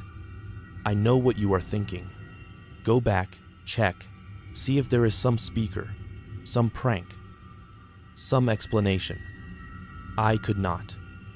My body would not. Every time I thought about turning the wheel that direction, my hand started shaking so hard I could not grip. I got back to Texas that night, and I went home, and my trailer looked the same, and my neighbor's porch light flickered like it always does. And for a few minutes I thought maybe the normal world would absorb it, but it did not. The infection stayed. I cannot listen to Christmas music now without my stomach flipping. I cannot stand on dirt in the dark without feeling like something is moving under it. I started sleeping with my phone on my chest like a kid, because I keep thinking if something calls again I need to see it coming. Except some nights, my phone will light up at exactly 11:47 p.m. with no notification, just a blank glow like the screen woke up by itself. And when I pick it up, there is nothing there. No missed call, no message, just the feeling that I was being checked on. I tried to tell myself it is a glitch, but it happens too clean, too precise. That number, that time, it repeats with impossible precision. And listen, the worst part is the candles. I brought the leftover pack home. It is sitting on my kitchen counter right now. I did not want it in my truck. I did not want it near my bed. 2 mornings ago, I woke up, and one candle was missing from the pack. I tore the kitchen apart looking for it. I checked the trash. I checked the floor. I checked my work bag. It was not there. That night, after I finally fell asleep for maybe an hour, I woke up because my trailer smelled like warm wax. I sat up fast and my heart almost burst because on my windowsill, inside my locked trailer, there was one of those cheap white candles, unlit, standing upright like somebody placed it there carefully, and the wick had fresh dust on it. The same fine kind of dust that sticks to everything out there in the desert, like it had been set down outside and then carried in without being lit. I sat there staring at it until the sky got light, and I did not touch it. Because I do not know what touching it means. I do not know what any of it means. I only know that something answered me that night when I tried to do something small and human for my mother, and it did not feel like comfort. It felt like attention. It felt like a thing that was already there and now knows my name, knows my breathing, knows the sound my boots make on gravel. I do not go to cemeteries anymore. I do not work late calls near the state line anymore. I find reasons. I lie if I have to. And if you are hearing this and you think you will go test it, you will go out there and put a candle down and listen for humming, do not. I am telling you, do not. Because the humming was not the scariest part. The scariest part was when it stopped. I hear it again. Not a song on the radio, not a neighbor, not a memory, but a soft, steady hum that seems to come from under my floorboards, like the ground learned my holiday and decided it belongs to it now.